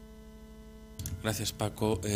Goretti. Sí, moi breve, porque agardaremos esa memoria a facer as valoracións pertinentes, mas o certo é que a Comisión de Ordenanza de Garantía de Básica das Familias é unha ferramenta. A Ordenanza de Garantía de Básica das Familias é unha ferramenta e non é a ferramenta única que se pode abordar o tema de pobreza enorme, xa digo, que ficou para quedar e que ten moitísimas ramificacións. De feito, nesta proposición, cando se facía hai 3 anos por parte do Partido Socialista, incluíanse moitísimos temas a tratar que non se abordan desde aí.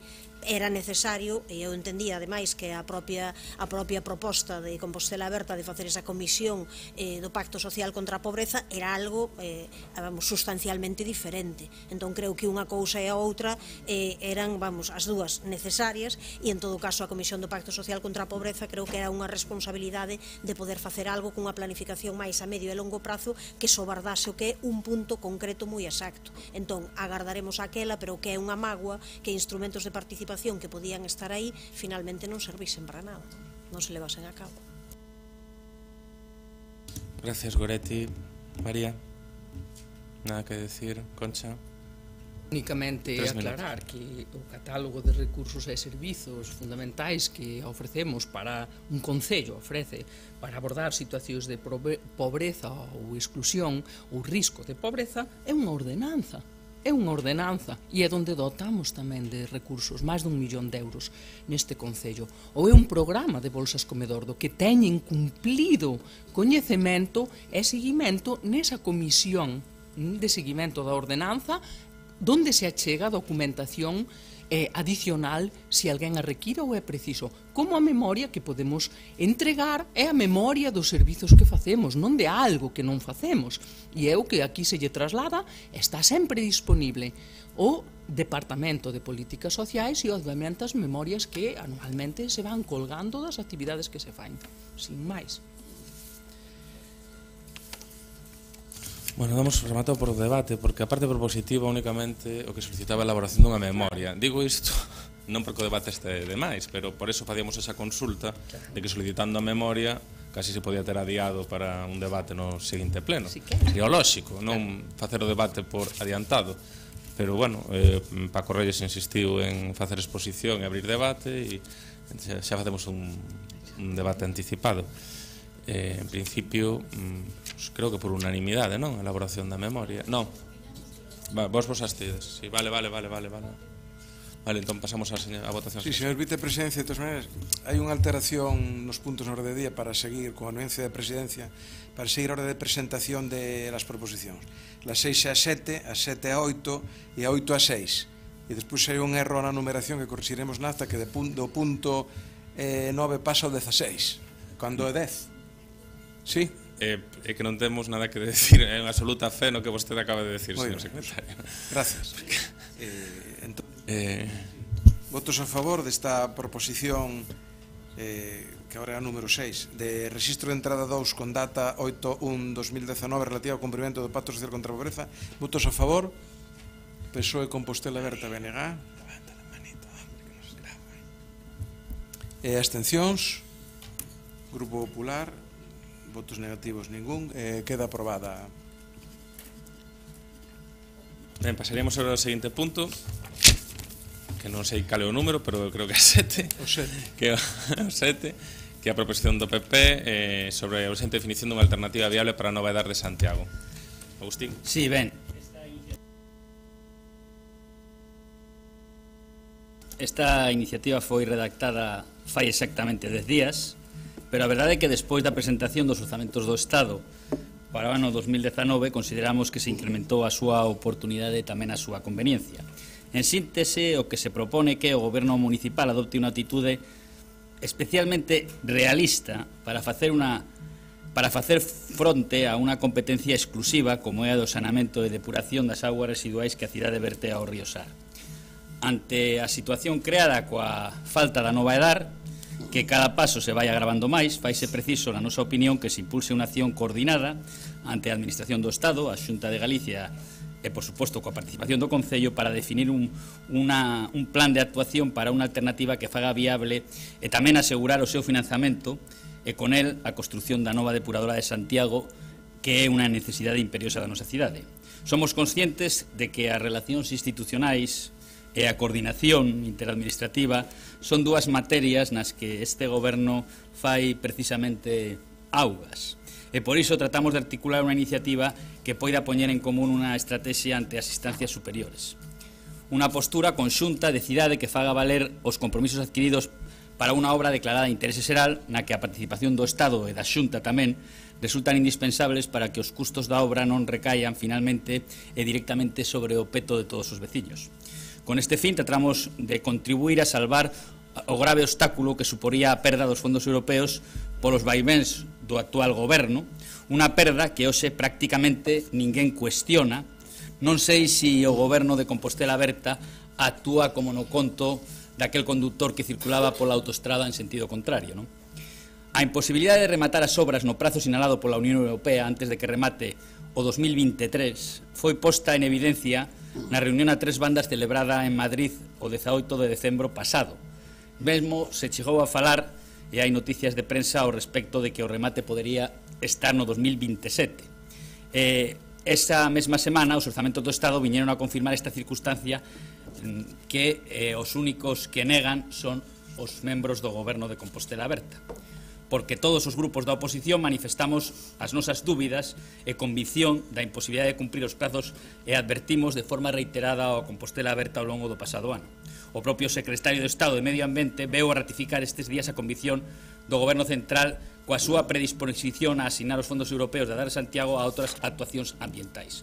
Polo tanto, para asegurar a construción da DAR mesmo con fondos do propio Estado e para impedir que aqueles fondos europeos que non se poidan destinar a Santiago por incumprimento dos prazos estes queden na comunidade galega, e polo que nos facemos esta proposición, que é unha proposición clara, por moito que se queira cambiar as cousas e que se queira mudar a realidade. O obxectivo é garantir o financiamento da obra e exixir a rápida execución e a tramitación dos trámites, valga a redundancia, necesarios para resolver este embrollo que ten un único protagonista, que ten un nome e un apelido, Martiño Noriega. Moitas gracias. Gracias, señor Hernández. Goretti. Sí, a verdade é que nos coincidimos con esta preocupación despois desa reunión do pasado 18 de decembro no Ministerio, con presenza tamén do Concello e da Xunta de Galiza, e de feito, despois das informacións contraditorias que saíron despois dese día, solicitamos inmediatamente unha xunta de portavoces para que se nos informase de maneira directa en cales foran os resultados desa reunión. Poñíamos aí o día 21 metemos esa solicitude de xunta de portavoces, queríamos ter eso de primeira man, que o que pasa que compromisos había e realmente que había por escrito, porque xa o dixéramos moitas veces que tiñamos moitas dúbidas do que estaba a pasar e de se podían cumprir eses prazos, non, para que finalmente houvese unha EDAR que tivese eses fondos europeos, non. Tratamos moitas veces aquí neste pleno, non, o tema da EDAR. A posición do BNG sempre foi moi clara, que se buscase o mellor emprazamento, tanto desde o punto de vista ambiental e social, e nese sentido a Silvouta sempre nos pareceu mellor que o Souto, que non se perdesen os fondos europeos e ao final tivésemos que pagar a escote, como parece que esa é a opción terrible que se pode vir en riba para santiagueses e santiaguesas, non? O certo é que non hai dúbida tampouco de que o Partido Popular que presenta agora esta iniciativa tamén ten moito que ver no fracaso da construción da depuradora, cando, por intereses clarísimamente non técnicos, por intereses electorais, houve un momento en que Conde Roa promete levala, cambiala de lugar da Silvouta para outro lugar, non? Eso acontece na campaña de 2011, así que hai clarísimamente, non, un atraso, unha responsabilidade do Partido Popular grande, e unha responsabilidade que realmente a nós tamén nos chama a atención o punto cuarto da moción, onde agora nestes momentos, cando xa sabemos que isto xa se foi, non, para o saneamento da Ría do Burgo, pero que mesmo aí se solicite que se destinen estes diñeiros, non, por parte do Goberno do Estado, que se reasignen a outras obras. A verdade é que é algo bastante extraño, non, que se faga por cualificalo suavemente, non, que se diga isto, non, nesta proposta, non. Por outra parte, que acontece? Eu creo que esta proposta do PP xa non ten sentido, aínda que coincidamos que os orzamentos do Estado agravan esta situación, por suposto que sí, pero non ten sentido porque todo isto xa está feito. Agora, isto xa está, xa se nos foi. Eu creo que, desde logo, eses cartos da Ría do Burgo eran necesarios, mas o que non tiñan era que sair de aquí, non, desta partida. Mais, Compostela Aberta sabe perfectamente que tardou case 3 anos en decidir o novo emprazamento, en que a situación non sería esta se desde o primeiro momento en que chegan ao goberno din temos que cambiar e temos que decidir, este sitio non vale, imos buscar outro. Mais eu quero lembrar aquí que en outubro de 2017, aínda no Consello de Medio Ambiente, aínda se defendía desde o goberno municipal que era no Souto onde se ia facer xustamente.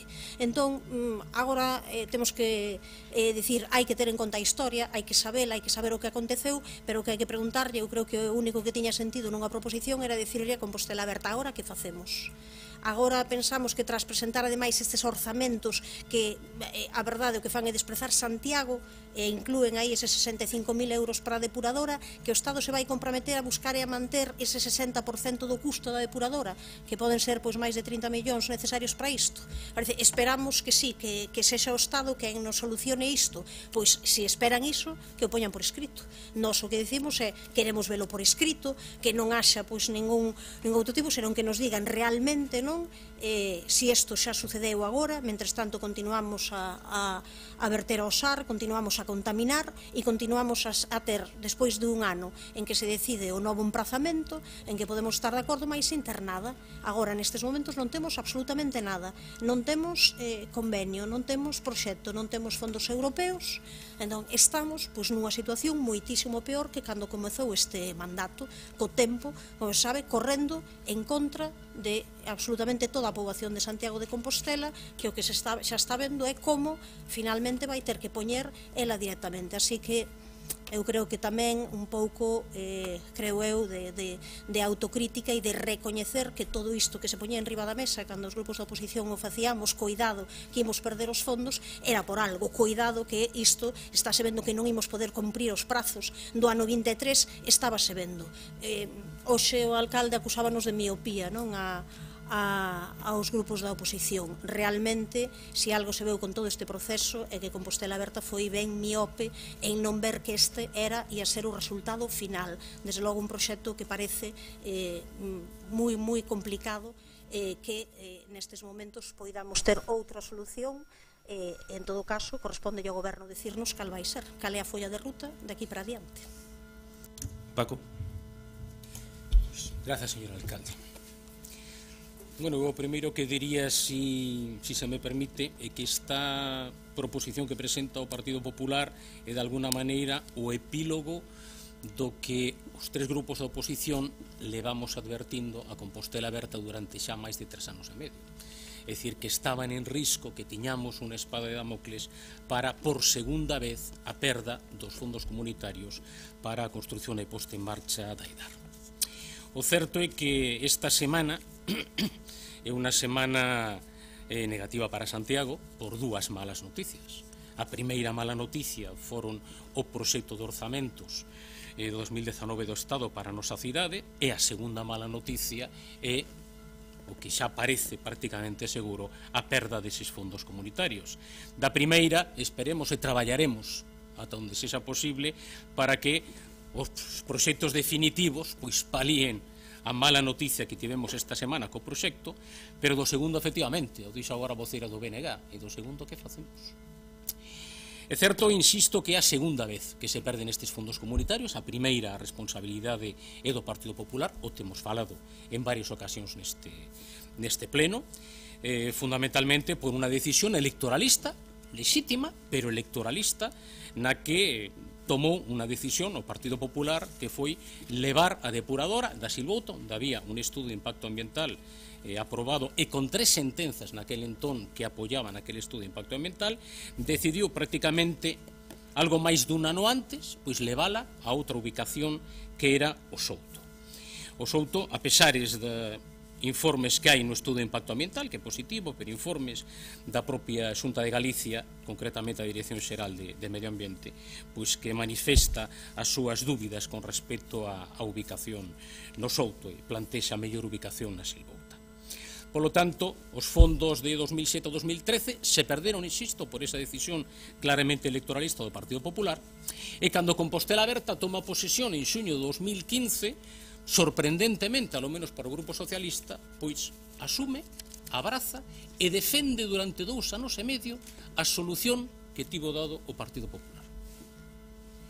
Eu penso que para calqueira persoa que en algún momento pasixara polo Souto, pois era evidente que non era a mellor ubicación para unha depuradora, pero Compostela Aberta dáse conta de isto a principios do ano 2018. E sobre febreiro de 2018 presenta unha proposta avalada por un estudo da Universidade de Santiago de Compostela, e temos que decir que a estas alturas pronto vai facer un ano do cambio de opinión de Compostela Aberta e da presentación dese estudo con esa nova proposta. Prácticamente un ano máis tarde, o que non sabemos é que o que di o Ministerio e que o que di a CUAE. Porque claro, o que si sabemos son as opinións moi positivas con respecto ás reunións que tiña o alcalde no Ministerio, pero que non sabemos é realmente que o que din os técnicos, escrito negro sobre branco, firmado e sellado por un organismo oficial. O resultado, desgraciadamente, deste proceso, porque non é que nos non estemos de acordo con que se faga en Silvouta e que dende logo Souto non era lugar axeitado, pero se isto se tivera decidido en agosto de 2015, agora probablemente non estaríamos diante deste problema. Claro, a situación é agora que facemos. Home, nos o temos bastante claro. En 2001, se non me fallan as datas, se declara esta edar de interese xeral do Estado, é incluída no seu momento na Confederación Hidrográfica do Norte, despois na do Cantábrico e finalmente na do Miño-Sil, e polo tanto nos o que entendemos é que é responsabilidade do Estado, e nos entendemos que quen ten que financiar ese dar é entre o Estado e a Xunta. A Xunta por qué? Mais alá dese 20% do que fala aquí a proposición do Partido Popular. Porque estivemos pagando os veciños e veciñas de Santiago durante moitos anos o canin de saneamento. Onde vai? Polo tanto, non o que entendemos é que nin polo electoralismo do Partido Popular, nin polos cambios de criterio e tomar a decisión, nos pensamos que é axeitada moi tarde, 2 anos e medio tarde, teñen que responsabilizarse co seu peto os veciños e veciñas de Santiago. Polo tanto, nos entendemos que quen ten que financiar o 100% desta obra é o Estado máis a Xunta de Galicia. Non temos ningún problema co punto 1 e co punto 2, por demais parecennos xenéricos e que son axitados. Co punto 3 non sei por que limitalo ao 20%. Nos entendemos que Santiago non ten que pagar nada. Os veciños de Santiago non teñen que pagar nada. Moito menos o 20% que chegou a negociar Compostela Aberta co Ministerio de Madrid. Moito menos iso. E segundo, home, con respecto á última, e xa remato, con respecto á última proposta, o punto 4, máis parece a proposta dun conselleiro de Medio Ambiente da Xunta de Galicia que dun concelleiro do Pleno de Santiago de Compostela, da Corporación. Moitas gracias. Vou facer eu defensa deste punto directamente por sentirme interpelado e tamén porque hoxe Xanduro, que outra persoa que levou todo o tema, pois está convaleciente, non? E así o acordamos. Titular del Correo Gallego de 2012. A Xunta confía en que os prazos permitan licitar a obra da nova edar de Santiago en 2013. Así o trasladou este venres o conselleiro Agustín Hernández, o alcalde da capital galega. O rexedor afirma que deste xeito se poderá dispoñer de todos os fondos do Plan FEDER para a depuradora que estará lista en 2015. Eu empezo con isto, porque eu sei que o señor Hernández é un señor que practica política da desmemoria e da tabula rasa, prefire non mirar para atrás e moléstase cando alguén fai referencias a hemerotecas, a documentos, a declaracións públicas del, que poden comprobar que é dun medio non sospeitoso para o señor Hernández, el Correo Gallego, e en ese sentido vamos a dar razón de que así foi, non? Digo ahora de establecer culpabilidades ou de seguir a tecer os traxes que vostedes están a facer, cun relato que se afasta moito da verdade, cunha posición que en outro momento nesta cidade sería considerado escandalosa, como que o propio Grupo Municipal do Partido Popular 4 anos antes de que remate o prazo para xustificar os fondos este a pedir neste pleno municipal que os fondos sexan destinados a outras partes do país, como aparece aí recollido explícitamente, moción nunha proposición presentada de días antes de que a súa conselleira, que foi colaboradora súa cando era conselleiro, fixera no día de onte un espectáculo lamentable solicitando ese destino de fondos de Santiago a outras partes do país para literalmente, e abro comillas, como dixo en algunha radio, que non acaben en Cataluña, porque eu creo que nestes tempos onde todo está revolto todo vale, e é capaz de vir aquí despois de todos esos antecedentes e establecer culpabilidades, porque supoño que se sintan parados por aqueles que tecen o traxe aínda que falten a verdade, vale? Sinto que ás veces outros compran o relato, sinto que se sinten cómodos aí, bueno, ala cada quen. Eu teño a conciencia moi clara e podo dicir cal é a situación en estes momentos e cales foron a toma de decisións que se teñen explicitado nesta corporación. Para empezar, unha cuestión.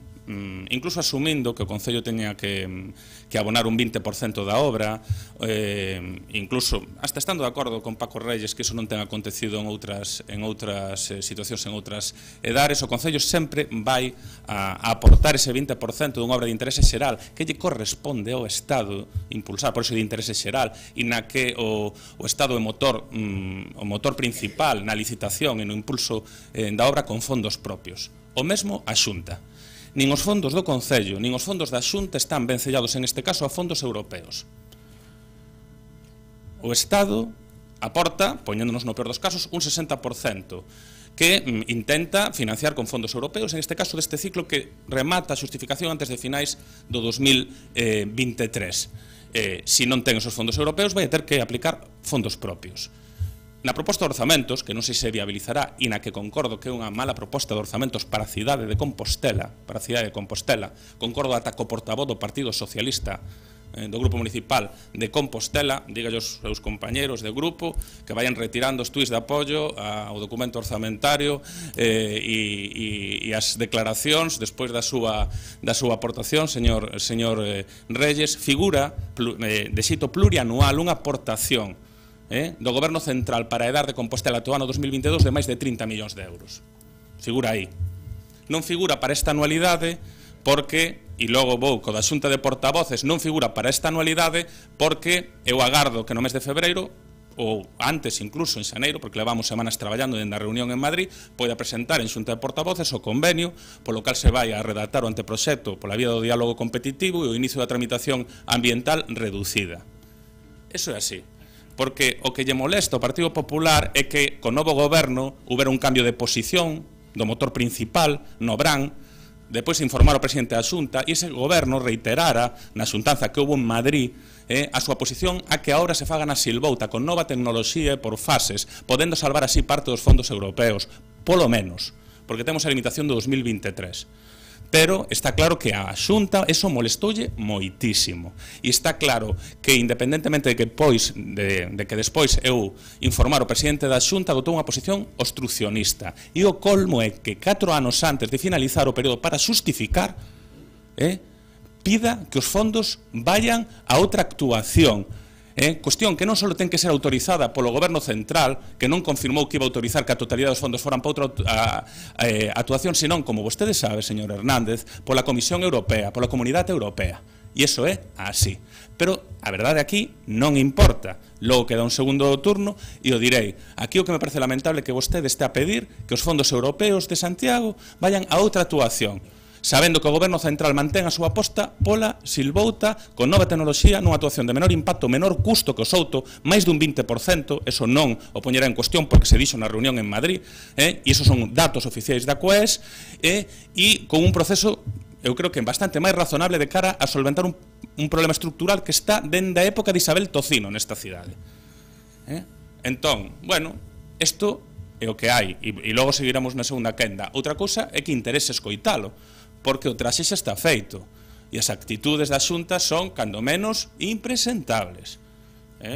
Impresentables. A ver se vostede é portavoz do Partido Popular aquí en Santiago ou é delegado do Goberno Autonómico nesta cidade. Se é así, equivócose de institución.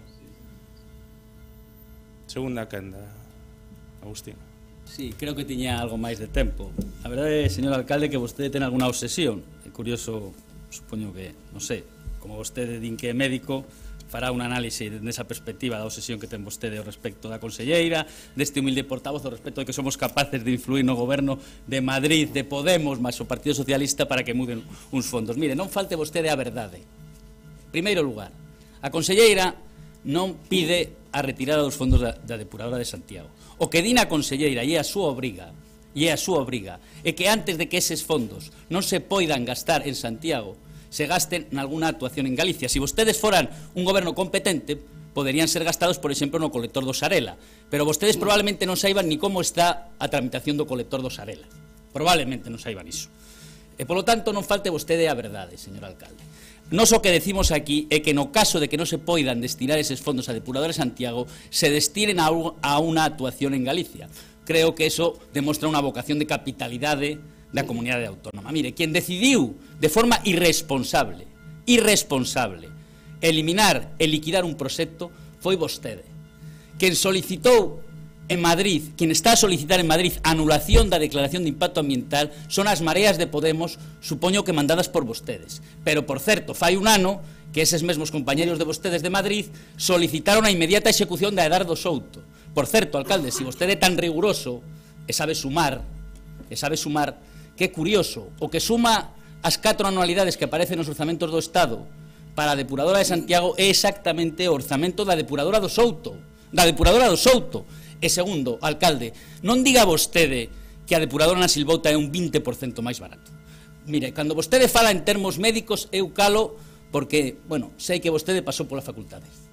Cando falamos en termos de enxeñería ou de augas de Galicia, home, algo de respeto deberá ter vostede coa miña persoa, porque, hombre, algo sei de levar depuradoras e de facer instalacións hidráulicas. E vostede o único que ten vostede é un croquis, un pintograma, 4 números e unha opinión absolutamente respetable dun catedrático desta universidade. Vostede fala de oído, fala de diálogo competitivo, fala de que Madrid non vai facer nada de que vostede din porque é imposible, alcalde. Vostede está comenzando exactamente igual que comenzou o Partido Popular no 2011, pero mire, que estamos no 2019 e non estamos aquí xulgando o que aconteceu nesta cidade do 2011 ao 2015. Estamos xulgando o que aconteceu nesta cidade ao respecto de Adardo Souto e deberá vostede explicar por que estivo mareando a perdiz, por que estivo dicindo que sí a todo o que decían dende Madrid ata fai un ano, por escrito e con correos electrónicos, e de repente mudou a súa opinión, tirou todo o lixo e que pague Juan Pueblo. Eso é o que aconteceu nesta cidade. Eso é o que aconteceu, e a culpa é súa. E agora, como tomou unha decisión legítima, agora pretende botar a culpa aquí, ao señor do BNG ou ao señor do PSOE. Home, por favor. Goretti, eso que anda. Sí, é moi breve porque creo que así non avanzamos. Por un lado, a responsabilidade do Partido Popular é evidente, pagaron nas urnas, é evidentísimo, non hai absolutamente, pero o certo é que iso temos que deixalo e ir para adiante. Eu creo que hai algunhas cousas que hai que recoñecer. Estamos en peor situación que en 2015, sí, porque en 2015 era o momento de plantarse e de decir que queremos facer. Queremos continuar como está no Souto ou outra, e sería moi distinto poder decirle ao Ministerio, poder decir públicamente e chegar e ter un proxecto que houbo 2 anos e medio para formulalo, pero certo, insisto, creo que é unha irresponsabilidade, e creo que isto, vamos, todo o mundo sabe. En outubro de 2017, insisto, Compostela Aberta insistía en que se ia facer a depuradora no Souto sí ou sí, sí ou sí no Souto, e que se cambia nun ano, e nun ano en que se decía dentro de 2 meses. Entón, eu agora creo que o único que hai que facer é ter preguntas, porque isto foi un problema de tempo, e de tempo moi mal xestionado. Entón, eu pregunto, que van facer, cales son os prazos, quen vai pagar, e cando imos ter isto por escrito, porque o problema fundamental é claro, sair de reunións e dicir sí, todo vai ben, pero ao final, xa digo, claro, se dis podemos seguir esperando, pero é que pasou un ano e despois dese ano, dese cambio de emprazamento onde parecía que ia dar tempo, pois claro, eu a verdade é que recoñezo que acredito ben pouco en que un Estado que agora ten fondos europeos e pon 65.000 euros para 2019 de repente vai poñer, perdendo os fondos europeos, designando os fondos europeos, reasignándolos para outra cousa, despois vaise poñer iso aquí, esta cantidade. Entón, se o vai poñer o Estado, eu creo que por escrito. Cando vai estar por escrito que vai poñer o Estado ese 60% que son necesarios? Cando lle podemos garantir á poboación de Santiago de Compostela que non vai ter que pagar a escote xustamente o que vai costar a depuradora, porque unha depuradora vai haber que facer, unha de dúas, cando vale eses prazos e onde.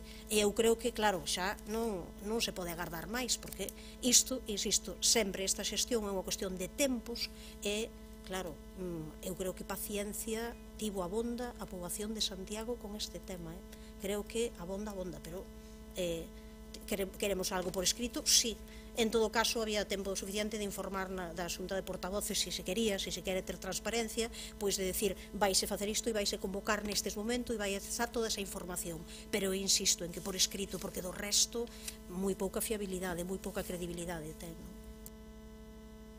Paco. Señor alcalde, pois o certo é que temos un serio problema. Temos un serio problema do que primeiro temos que saber que efectivamente existe un visto e prace por parte do Ministerio de que esta tecnoloxía, o estudo de impacto ambiental abreviado e a ubicación é asumible para eles. Elevamos xa, insisto, un ano dende que se presentou a proposta e, polo tanto, hai que exixirlle ao Ministerio pois, que se compromete que diga algo. Eu tenho que decir, efectivamente, por escrito, negro sobre branco. Esa é unha necesidade. Con respecto ao financiamento, bueno, que eu repasando, teño aquí a carpeta, repasando todo o tema de DAR, porque levo 8 anos falando de DAR nesta corporación, pois o certo é que un proxecto de convenio que se presentou, que foi debatido tamén no pleno, que fai referencia ao 2012, e que se falaba de que o Estado asumía o 80% do custe. Eso está, é unha proposta do Estado. Por lo tanto, tamén iso pareceme bastante máis lóxico. Nos naquele entón, pois criticábamos que nos tiveramos que asumir o 5%, porque o 80% do Estado, 15% a comunidade autónoma e 5% nos. Eu entendo que, xa sei que unha obra declarada de interese xeral non significa a asunción do financiamento por parte do Estado completamente, pero eu entendo que iso é lóxico porque, efectivamente, comparado con outras cidades, ademais cidades en Galicia, así foi. Por lo tanto, ese é o plantexamento que temos que abordar. Soamente, se me permiten, un paréntesi polo tema dos tweets e dos retweets e demais, home, eu, dende logo que defendo estes orzamentos dende o punto de vista social. Eso sí que é certo. Ademais, penso que ninguén os critica. Efectivamente, é froito dun acordo dun goberno socialista e dun partido, neste caso Unidos Podemos, que efectivamente os ten apoiado e que os ten firmado. É unha realidade, e a parte social, esa eu a defendo onde faga falta. Obviamente, o que non defendo, e vou tentar de traballar, e vou tentar de botar o a man en na mellora duns orzamentos clarísimamente cativos, por non empregar outra verba, no que fai referencia aos investimentos. En fin, é un proxecto. Eu estou esperanzado de que os orzamentos definitivos pois deixen a nosa cidade nunha mellor situación. Ese é o meu plantexamento. Con respecto á proposta do Partido Popular, mire, eu non sei se pedirlles que o votemos por puntos, porque eu non teño, insisto, inconveniente en votar o punto 1 e o punto 2, porque pareceme de lógica, ademais coincide con o plantexamento que estamos a facer. Claro, o punto 3, iso de nos, dende aquí, limitar que a comunidade autónoma soamente financia o 20%, nos non o vemos claro. E o último, eu insisto, e non quero tampouco meter moito o dedo na ferida, pero claro, é que de verdade parece máis a proposta dun conselleiro de Medio Ambiente, que eu entendería dende ese punto de vista, que dun conselleiro da Corporación de Santiago. Mais nada, moitas gracias.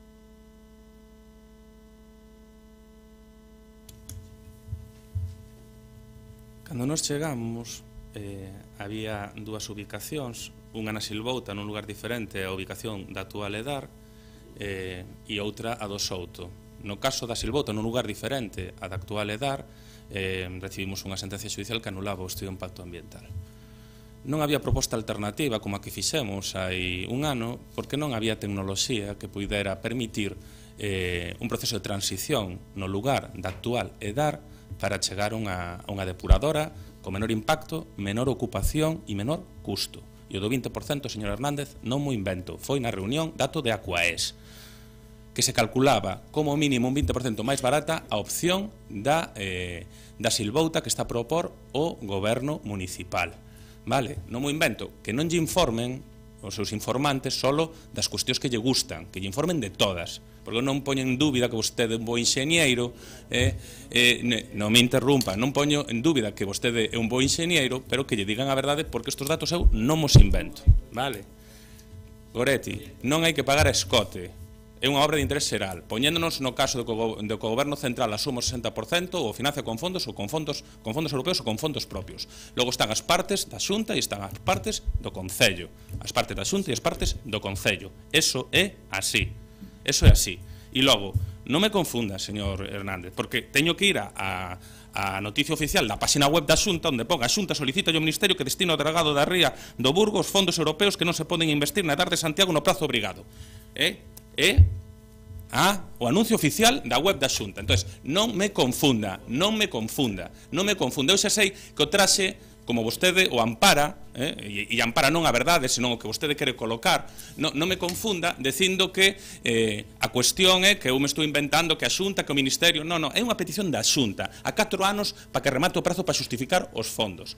Cando a propia Xunta sabe que o Ministerio e fixo uso das redes sociais e está a seu dispor, señor Reyes, para ver que hai un compromiso coa ubicación da silvouta, e defendeu a ubicación da silvouta, por certo, o goberno do PSOE dende Obrán, que tivemos a primeira reunión, non dende hai un ano, dende Obrán, o digo por si ten algún déjà vu e pensa que estaban gobernando dende antes, non, dende Obrán, que foi no momento, en agosto, cando decidiron apoiar a ubicación da silvouta e mantiveron a posición na reunión de final de ano e mantiveron a ubicación, pero, por favor, pero me deixe falar. Home, eu escoitolle todo hasta cando vai faltón e non me deixa acabar a miña intervención. Está continuamente interrompíndome. Controles. Por lo tanto, dende Obrán, e defenderon a posición, e eu agradecinllo, o director xeral de Augas, a final de ano. E hai un borrador que levamos traballando para poder levar algo tangible, que a credibilidade miña diante da portavoz do BNG aumente, para redactar o anteproxecto por diálogo competitivo e iniciar a tramitación do estudio de impacto ambiental simplificado. O goberno central está comprometido ca ubicación da silvouta, ca proposta que se fixo, o novo goberno central, non o anterior. E é ese o motivo polo que a Xunta está actuando así. E vostede foi conselleiro, e a actual conselleira non é unha obsesión, ten unha actitude desleal, non sabe o que é a relación institucional, e é a única en comparación con calquer outro conselleiro ou conselleira deste grupo de goberno, e hai exemplos múltiples. As cousas que fai, como decía este teniente alcalde diante dos medios, como lle digo aos meus subordinados, lle digo usted, non, é relación entre institucións, non sabe comportarse. E como non sabe comportarse a 4 anos de que remate o prazo para xustificar, vai e solicítalle ao goberno central, para estupefacción do resto dos alcaldes da Ría do Burgo, que destine os fondos europeos de Santiago a ese proxecto. Faría o mesmo se estivera o Souto, porque o Souto só tiña anteproxecto e estudio de impacto, faltaba o proxecto, faltaba as expropiaciones, faltaba a hora civil que era moito máis cara. Faría o mesmo, a estas alturas, collería e diría, destino os fondos do Souto para outra cousa. Actúan partidariamente, creen que as institucións é o seu partido, do Partido Popular de Vox, entende? Como vostede di, de Vox. Creen que súas, e non son súas, pero o que menos importa é o traxe. E xa está. Entonces, non falta verdade, porque eu simplemente me informo polas cuestións oficiais, non polas que a mí me gusta poñer. Exactamente, polas que me gusta poñer. Entonces, nós evidentemente imos a votar en contra. Non imos a avalar unhas peticións en contra dos intereses da defensa de Compostela. Imos a votar en contra.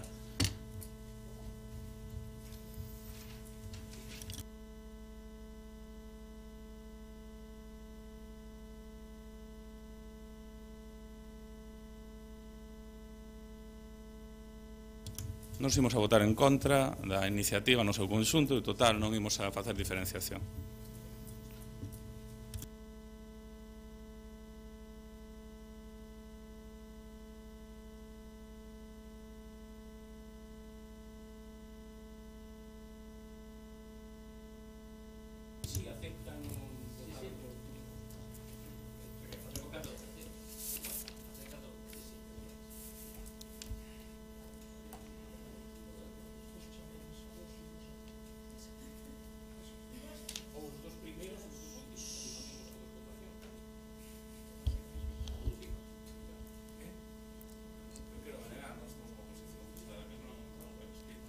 Votanse entonces os dos primeros puntos e os dos últimos. Está de acordo? Bueno, está de acordo. Isto é unha proposición. Vamos a entender que son emendas transaccionais para intentar chegar a unha hipótese para non retorcer demasiado. Bueno, entonces,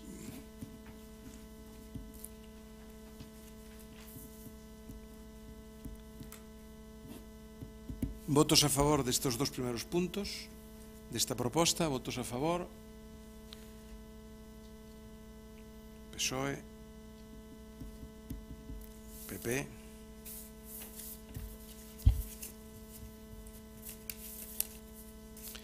Votos en contra.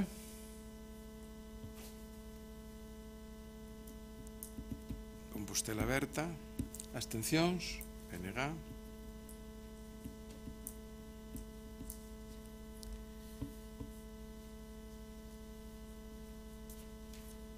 Son 9, 3, 12 votos a favor, non? Quedaría aprobada, sí. Entón, votase agora os puntos 3 e 4.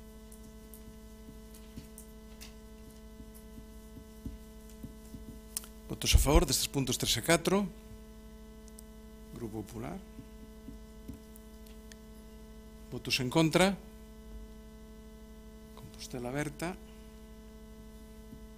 PSOE. Abstencións. BNG.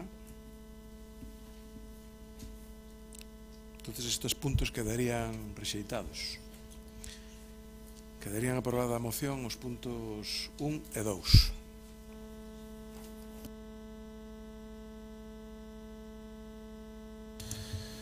Pasaríamos ao seguinte punto con a proposición do BNG para reiterar a necesidade de crear un plan para sustituir as tubaxes con amianto da rede de abastecemento de augas.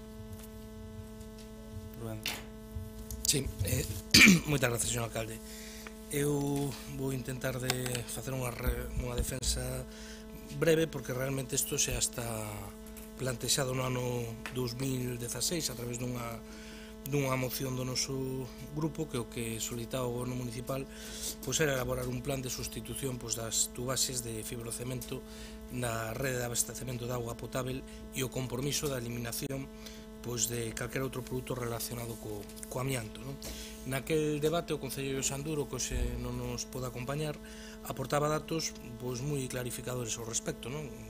Xa nos anunciaba que había 88 kilómetros con 242 metros de tubaxe de fibrocemento no Concello de Santiago, con diámetros comprometidos entre 50 e 700 milímetros, e nos naquel debate pois, o que dicíamos é que creíamos que o que facía falta era unha planificación, que éramos conscientes de que isto non era algo abordable nun mandato, posiblemente nin en 10, nin en 12 anos, pero que desde logo para poder abordalo tiña que haber unha previsión, tiña que haber unha priorización. Nos entendíamos que, por suposto, se debería priorizar novas reurbanizacións, que habría que priorizar zonas con moitas roturas sobre zonas que están en mellor conservación, habría que ter en conta a antigüedade da rede e demais, non? Nos o que non consideramos de recibo é que non haxe unha planificación ao respecto, ou que por lo menos eso se poña en común cos grupos e co conxunto dos veciños e veciñas, e que as reparacións que actualmente se están a producir pois en zonas onde hai múltiples reventóns sexa exclusivamente o parcheado parcial desa rede e non a sustitución do conxunto das tubaxes, non? Ten argumentado aquí o concelleiro pois que isto non é un perigo para a saúde.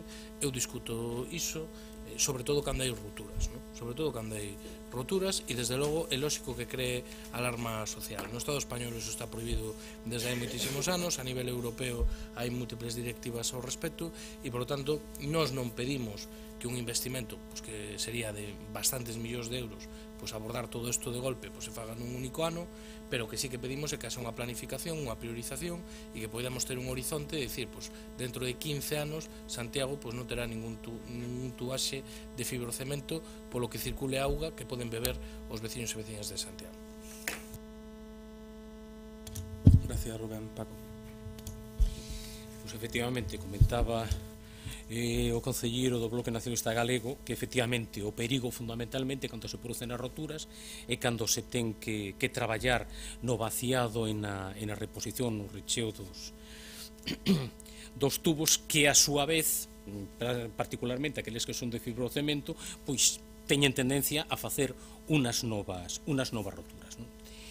Ben, o certo é que hai cuestións que habería que puntualizar.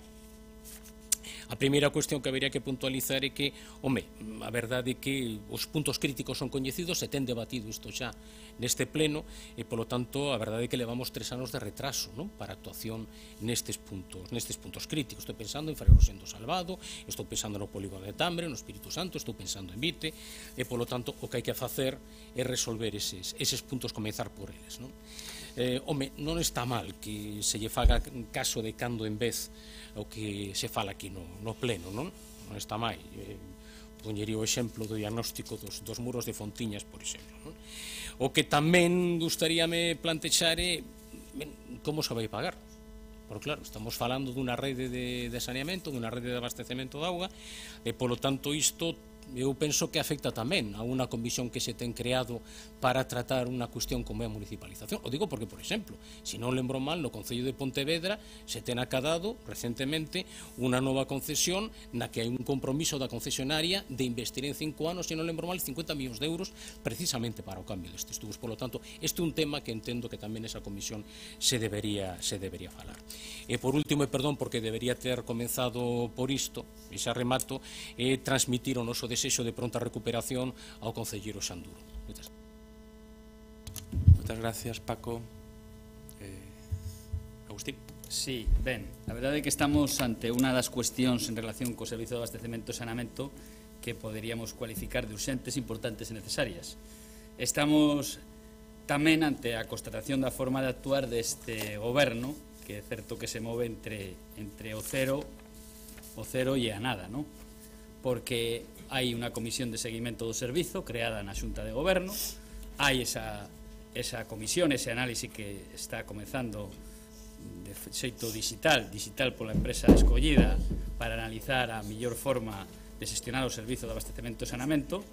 Hai un responsable do contrato, entendo que hai un responsable do contrato, debería de haber un responsable do contrato, hai unha concesionaria que ten que cumprir coa normativa, e a min gustaríame contar coa seguridade e coa tranquilidade do goberno ao respecto de que non teño ninguna dúbida o servizo presta a súa funcionalidade con todas as garantías sanitarias. Por suposto, entendo que é así, pero é bom ter esa constancia, e hai un acordo plenario, pero a partir diso que nos saibamos non temos nada máis en relación coa acadar este obxectivo, insisto, que non somente é de sentido común, sino que foi froito dun acordo plenario xa fai tempo, non? Polo tanto, nós non imos a estender moito máis estas reflexións, imos votar a favor, pero por desgraza imos votar a favor co convencimiento de que este é un tema importante, non temos ninguna dúbida, pero tamén a sabiendas de que estaremos ante un novo acordo ninguneado polo goberno de Compostela Berta.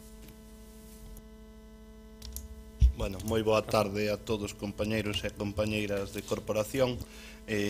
Vou a sustituir a Xanduro na contestación desta proposición, aunque vou a facela como propia, xa que estamos a intervir tamén dende a Concellería de Obras en varias cuestións relacionadas con este tema. Vamos a falar claro, porque creo que con respecto a este tema sería bo. Eu non estou de acordo, e creo que é un auténtico escándalo que o Concello se teña que facer cargo de parte dos custes cando son averías reiteradas, etc. Eu creo que eso lle corresponde ao modelo concesionario. Desgraciadamente non de hora, nos últimos anos eso non era posible, porque evidentemente non estaba suficientemente clarificado no prego. Eu non sei o que se vai a facer en Pontevedra nos próximos 25 anos, eu sí que sei o que non se fixo en Santiago nos últimos 20 ou 25 anos, porque os 88 km de fibrocemento xa estaban ou están aí dende hai un montón de anos.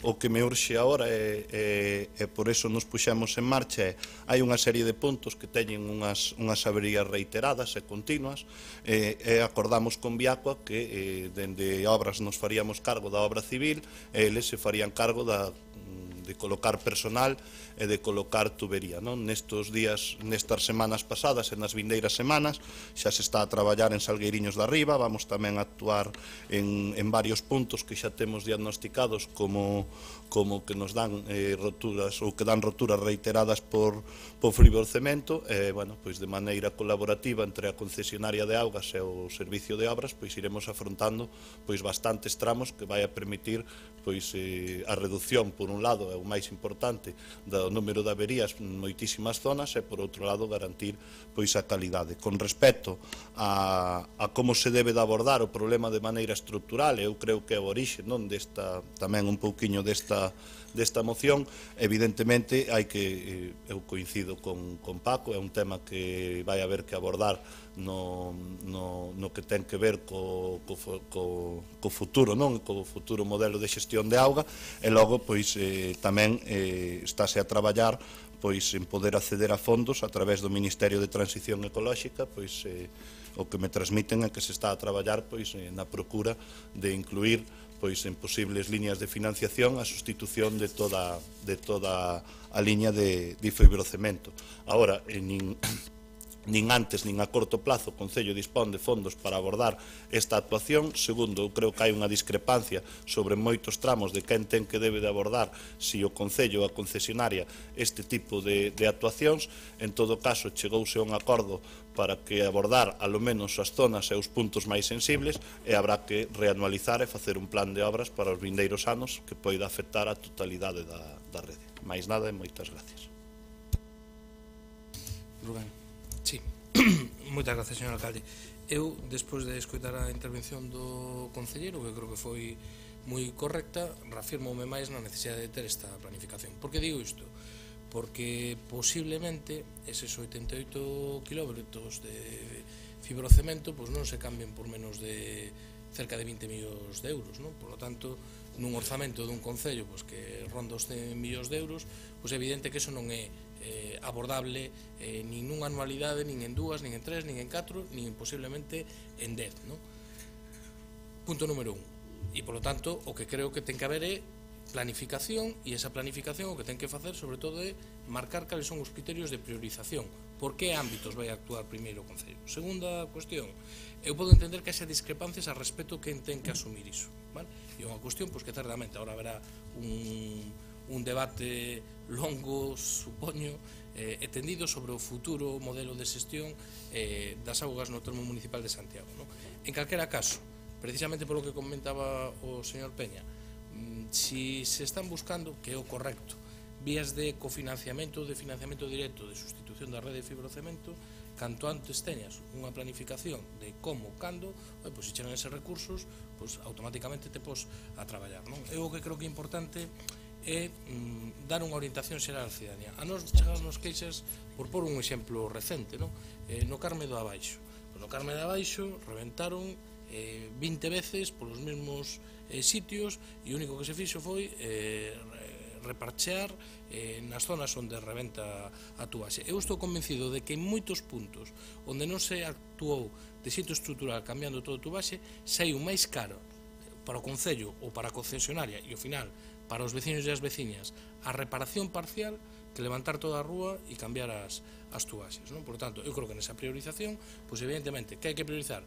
Pois os sitios onde se van a reurbanizar. Home, só faltaría que vayamos a reurbanizar un sitio e non aproveitemos para cambiar o fibrocemento. Despois, pois se temos localizado toda unha serie de puntos negros onde está reventando seguido, pois terá que ser o seguinte punto onde hai que actuar. Con que criterios, como e con que planificación. Bueno, pois eso era o que pedíamos hai 2 anos e o que seguimos pedindo hoxe. Basicamente, planificación e priorización. Gracias, Rubén. Paco. Soamente darlle as grazas ao concelleiro Rafa Peña por lembrar o número de kilómetros de tuberías instalados polos gobernos presididos por un alcalde socialista. Moitas gracias. Algo que engadir, Agustín, algo que engadir, Rafa? Nada, simplemente que sí que temos unha priorización daqueles puntos onde se vai a traballar, ou de feito, se queredes, non sei como se fai nestas cousas, facémoslo pasar ou chegar, é dicir, non teño problema ningún. O que se estableceu como criterio é aqueles puntos que dan máis roturas nos últimos anos, que é reiterado, é onde se está a traballar agora primeiramente, e farase así paulatinamente, non? Eu teño xa priorizado o que entendo eu que hai que invertir alo menos nos vindeiros 4 anos e que nos permitiría alo menos salir do paso das zonas máis sensibles, e bueno, estáse actuando xa nos puntos inundables, que xa nestes pasados días pois nos que estaban xa máis reiterados, esperemos que deixen de dar problemas, e nas vindeiras semanas pois xa se empezou uns salgueiriños de arriba, vamos a ir agora tamén hacia Vite, imos a facer que sustitucións grandes daqueles tramos que nos están a dar máis problemas, independientemente do que fagamos máis para adiante. Pero, bueno, non teño inconveniente en facer chegar aos grupos o plan de obras que temos previsto para as vindeiras semanas e meses, e disculpo por non traelo, porque non sabía como se Fixe sentido de voto, Rafa. E votaremos a favor.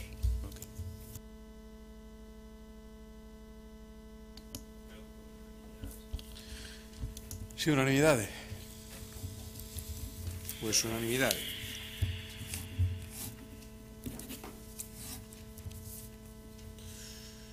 O punto 9 é a dación de contas das resolucións da Alcaldía, das Concellerías Delegadas e acordos da Xunta de Goberno local. E pasaríamos ahora ao punto 10, que rogos, preguntas e interpelacións. A miña intención é agás unha petición e facer ahora rogos e preguntas e parar antes das mocións, se vos parece ben. Vale. Pois empezamos logo polos rogos. 5 rogos hai. O primeiro do Partido Socialista, relativo á elaboración dun informe actualizado sobre zonas conflictivas referentes ao tráfico rodado con peóns e ciclistas.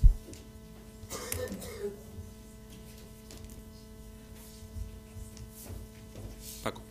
Sí, gracias, señor alcalde. Brevemente, os cambios que se teñen experimentado nos últimos anos no municipio de Santiago, na súa filosonomía, semella ter unha repercusión na modificación dos chamados puntos negros do tráfico rodado e na súa relación con peóns e con ciclistas, así aumento de espazos empresariais e comerciais e de novas zonas de expansión, xunto con un incremento de ciclistas e de peóns, tanto en rúas e vías peonís como en sendas por diferentes espazos do concello.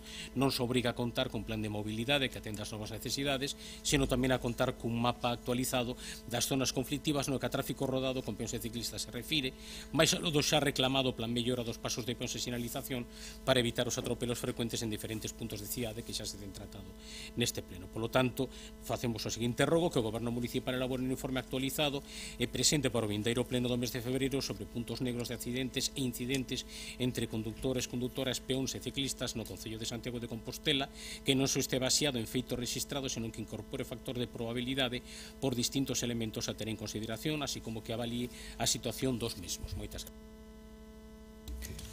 gracias. Paco. Sí. Contesta, Marta. Sí, boa tarde a todos e todas. En relación a este rogo e de acordo coa información facilitada por a persoa compañeiro concelleiro Xanduro responsable nesta área, indicar que a Policía Local xa mantén unha atención constante sobre o funcionamento e os incidentes relacionados co tráfico, e realizan normalmente tamén xa propostas ao Departamento de Tráfico naqueles puntos que consideran problemáticos para que se tomen as medidas oportunas.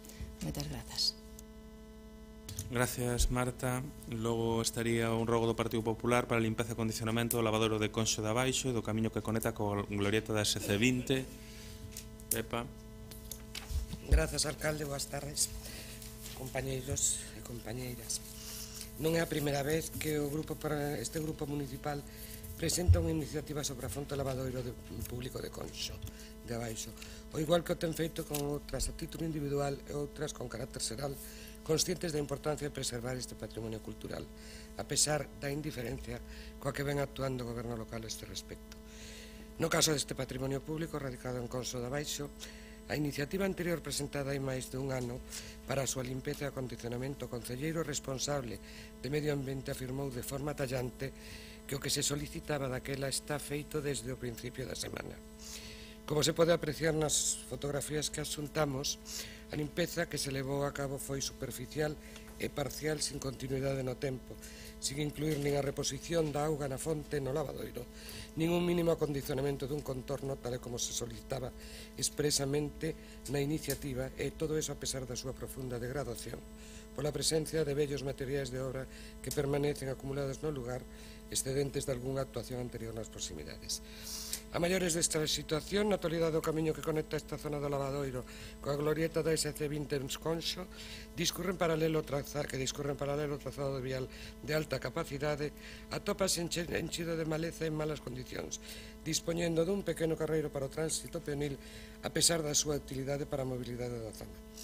Temos que volver a insistir na incongruencia que supón a atitude deste goberno de Compostela Berta con este abandono dos conxuntos etnográficos, posto que mentre se destinan recursos a actos culturais supostamente para a súa posta en valor con puntuais e lixeiras accións cosméticas, se manteñen no máis absoluto esquecemento durante todo o ano a maioría destas mostras de arquitectura popular que achegan historia e personalidade a moitos barrios e lugares da nosa cidade. Por todo iso, solicitamos que por parte do correspondente órgano do Goberno Municipal se den as instruccións precisas para limpar a fonte e lavadoiro de Conso de Abaixo e acondicionar o seu contorno, incluindo o camiño que conecta o lugar coa glorieta da ST20 en Conso, para dignificar un enclave e unha construción popular que forma parte da historia de Conso e da súa veciñanza. Moitas grazas. Gracias, Pepe. Rafa. A fonte pode ser máis ou menos de intensidade, pero sí que progresivamente se fan algunhas labores de mantemento que sí que queda pendiente o acondicionamento do camiño. Non todo o camiño é de titularidade municipal, pero creemos que cunha actuación de conservación e mantemento podríamos resolver sin ter que andar pedindo autorizacións, permisos, etc. Eso sí que queda pendiente, comprométome a desbloquealo nos vindeiros días. E logo, con respecto ao mantemento da fonte, pois, bueno, é interpretable, pero sí que se está a intentar a facer de vez en cando. O seguinte rogo do Partido Popular respecto á reparación do firme da cantería no acceso á rúa Caramoniña e a dársena de autobuses do Colexio da Salle. Hola, boa tarde a todos. Este rogo serve para poñer en claro que o que acaba de decir o alcalde, o estado da cantería que está na beira rúa da marxe dereita da rúa Valle Inclán, segundo se sube, no sitio onde está a dársena de autobuses está nun estado deplorable e habería que reparalo, porque actualmente é un perigo tanto para os coches e as rodas, que son os que os sufren principalmente, pero tamén para os peóns, inda por riba sendo unha zona peculiarmente sensible ao estar na marxe do Colexio La Salle. Gracias. Gracias a ti, Pedro. Rafa. Este rogo xa veu a este pleno habrá uns 2 meses ou 2 meses e medio, por parte tamén me parece que foi do Partido Popular. Non me deron tempo a que yo desbloqueara, si non fun a comprobalo, pero bueno, sí que deberían destos días ir a traballar neste ámbito, sobre todo nas pedras soltas que hai, que foron movidas polo tráfico de autobuses e que agora xeneran peligro, así como a capa de rodadura. E, bueno, nos vindeiros días espero que este rogo quede desbloqueado e resolto. O seguinte rogo do BNG para organizar actividades con motivo da declaración do Día de Rosalía. Goretti. Ben, trátase de dar cumprimento a algo que a Asociación de Escritoras e Escritores en Lingua Galega pois todos os anos pide ás distintas institucións, e que aproveitemos ese 24 de febreiro, Día de Rosalía, para facer pois todo tipo de actividades que se nos ocorran, sexan pois eso, teatro, recitais, calquera cuestión, visitas e roteiros non polos lugares rosalianos, calquera, como sei que xa en distintos anos se veñen facendo, o que non quero é esperar ao mes de febreiro para lembralo, que é necesario facer esta serie de actividades. E aproveito para comentar que dentro destas actividades era lóxico tamén que se poida cumprir algo que se lle comentou á Asociación Raigami, que eu creo que é xusto, que é sacar o que é o monolito que conmemora o nacemento de Rosalía de Castro da Praza de Vigo fora do parque infantil, porque ali onde está pois é absolutamente invisível para o común da poboación e mesmo para facer roteiros.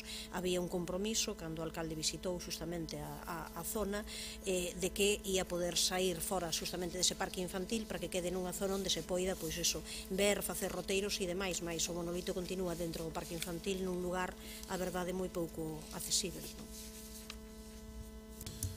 Gracias, Goretti. Branca. Planificamos xa as actividades a través dos convenios que desenvolvemos ca Fundación Rosalía de Castro arredor do Día da Rosalía, máis tamén en colaboración ca Asociación O Galo planificamos un roteiro, non, para pôr en valor os lugares rosalianos da nosa autora, pois esencial, non?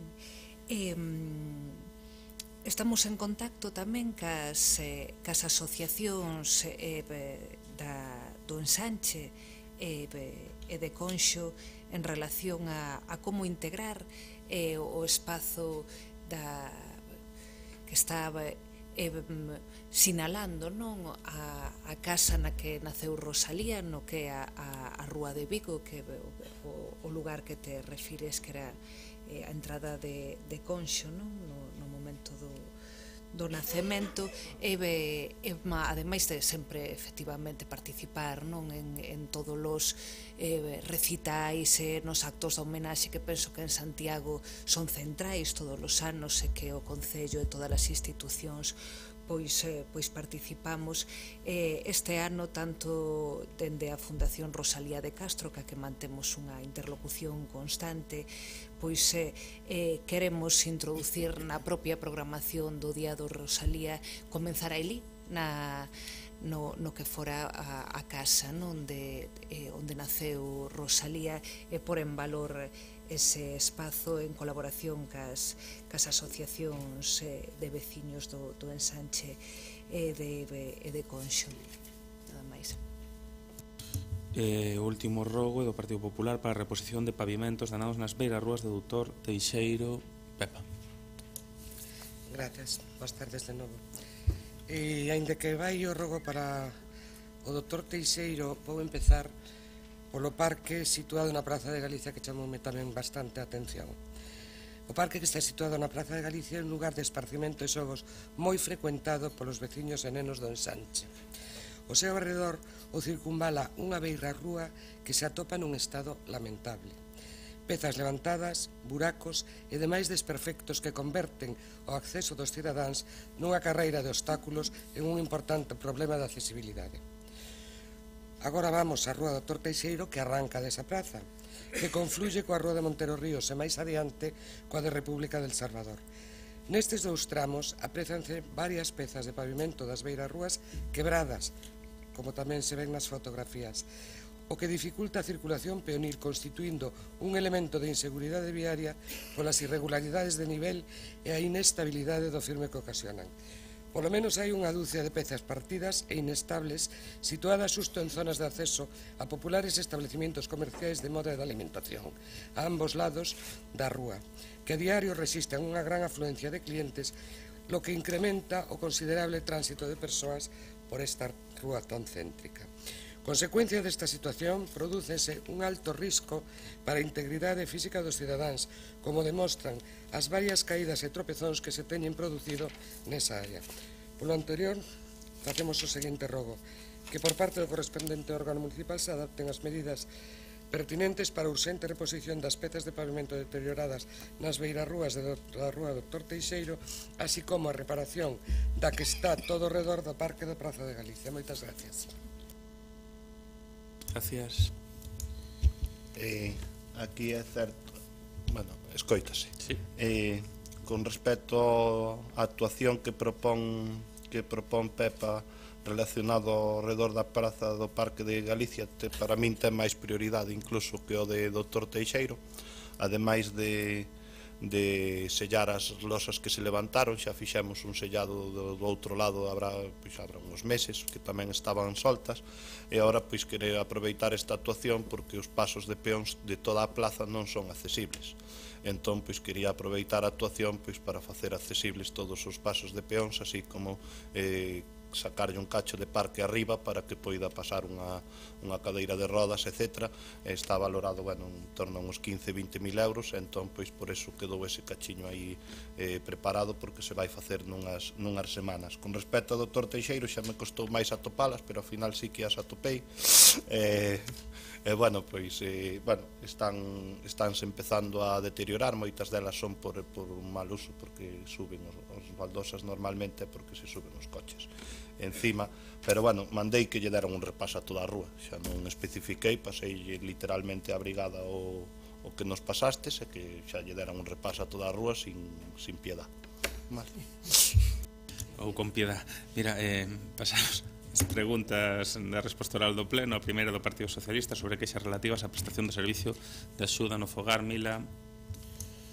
Moitas grazas, señor alcalde. Boa tarde a todas e a todos. Bueno, xa sinto que este tipo de preguntas por parte do noso grupo estáse a converter lamentablemente nun clásico. O certo é que con motivo da chegada de novas queixas ao noso grupo municipal relativas á prestación do servicio de axuda no fogar a persoas dependentes e nomeadamente da desatención da empresa Eulen, que atende a 67 usuarios e usuarias os días festivos 25 de decembro e 1 de xaneiro destas festas de Nadal, queremos preguntar, por unha banda, por que Eulen non prestou atención a persoas dependentes, mesmo de grado 3, os días 25 de decembro e 1 de xaneiro. Cantas son as queixas que se teñen recibido nestas datas por esta cuestión ou algún outro incumprimento desta empresa concesionaria de atención a domicilio? É certo que servicios sociais non se recolleron as queixas dos usuarios ata o día 15, tal e como informan os medios de comunicación por vacacións do persoal.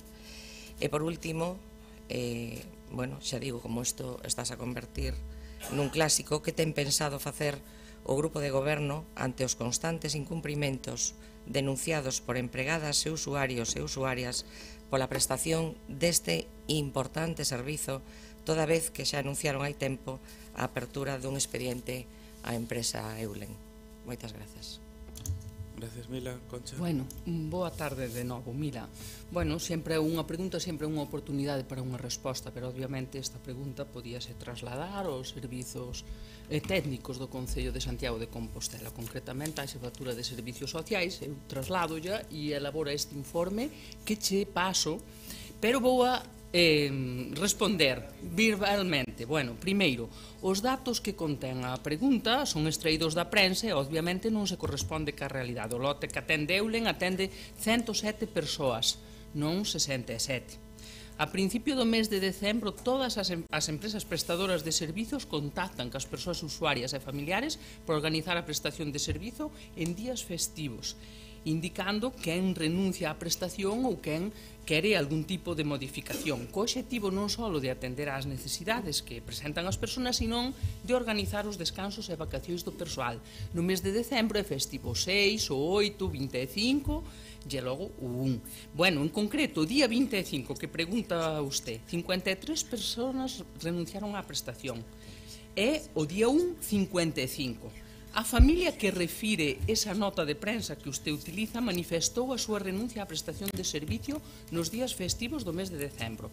Logo da visita esta semana ao domicilio da traballadora social, parece que entenderon que só se refería aos 6 e 8 de decembro e non a todos os outros días. En canto ás queixas, non consta ningúa queixa polos cauces ordinarios que prevé o servizo, chamada ao teléfono de guarda habilitado para solucionar incidencias e urxencias, presentación de escrito en dependencia de servicios sociais ou rexistro xeral, buzón de queixas e suxestións habilitado no Concello ou correo electrónico. Si consta a chamada da prensa o 3 de xaneiro. Obviamente descoñezo se o que relata a nota do 4 se produciu tal cual se relata. O que sí podo asegurar é que o día 27, 28 e 26 a traballadora social responsable do lote de Eulen estaba no Concello de Santiago de Compostela e non recibiu ninguna incidencia. Incorporouse o día 9, non o 15, como día nota de prensa, vale?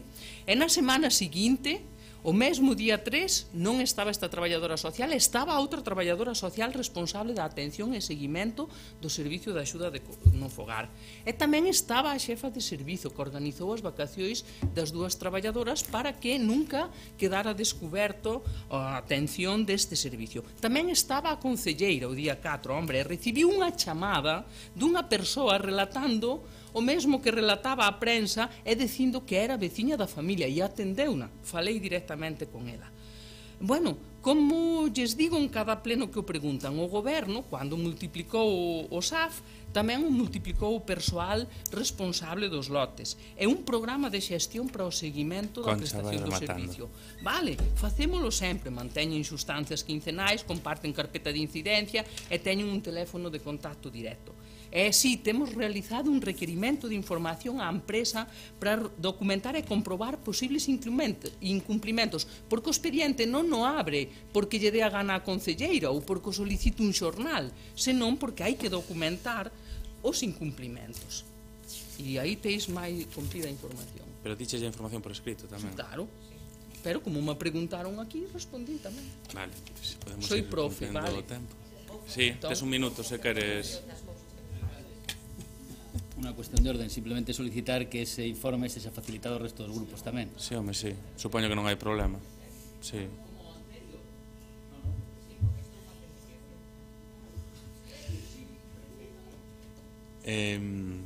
Seguinte pregunta do Partido Popular sobre os pasos dados polo Goberno en relación co acordo para incorporar a rede de abastecemento na variante Aradas. Señor Hernández. Sí, moitas gracias, alcalde. A nosa pregunta é un deses múltiples recordatorios que lle diriximos ao Goberno para que nos explique a súa actuación ou a súa máis habitual falta de actuación en relación cos acordos adoptados neste pleno. O caso que nos ocupa ten relación coa obra da variante de Aradas que a Xunta de Galicia, esa maldita consellería para vostedes, vai a rematar antes do prazo, digo tamén porque poderían aprender algo deso, ¿no? De adiantar os prazos, que enlaza a Rúa do Tambre coa estrada provincial que vai a Santa Comba. Tal e como recollemos na iniciativa, ponto se cumprirán 2 anos desde que o conxunto da corporación de forma unánime e conforme a demanda da veciñanza acordou que o Goberno Municipal redactara o proxecto de millora da rede de abastecemento para a zona noroeste do núcleo urbano. Simultaneamente tamén se acordou que se instara a Xunta de Galicia coa máxima urxencia para que na execución do proxecto da variante de Aradas se garantira a previsión necesaria para incluir a rede de abastecemento pola marxe desta nova vía e que a Administración Autonómica colaborara económicamente na consecución desta millora. O citado acordo unánime acordouse cando a Xunta de Galicia aínda non tiña adxudicada a obra da variante de Aradas, motivo polo que se incluía unha mención expresa de máxima urxencia. O motivo desa celeridade era que o Concello axilizara as xestións ante o Goberno galego para que este tivera en conta esta solicitude e se articularan os medios necesarios para unha actuación coordinada, como parecía caído, ¿no? Que permitira resolver unha carencia básica da cidadanía con menor custe e coa maior eficacia e eficiencia no emprego dos recursos públicos. Dada a proximidade da posta en servizo inminente desta obra e ante a falta de noticias por parte nosa, alo menos, da situación desa infraestructura, é polo que diriximos a pregunta que non vou repetir por unha cuestión de eficiencia tamén na intervención. Moitas grazas. Rafael. Teño que recoñecer que me chamou poderosamente a atención esta pregunta e vou intentar explicar o porqué. Antes dese acordo plenario do que fala o portavoz do Partido Popular de hai 2 anos, hubo un anterior, moi anterior, no cal o Concello de Santiago xa lle demandaba á Xunta de Galicia que incluíra esta actuación dentro do propio proxecto de redacción. Non só hai un acordo plenario, sino que hai incluso enmendas presentadas pola veciñanza ao respecto.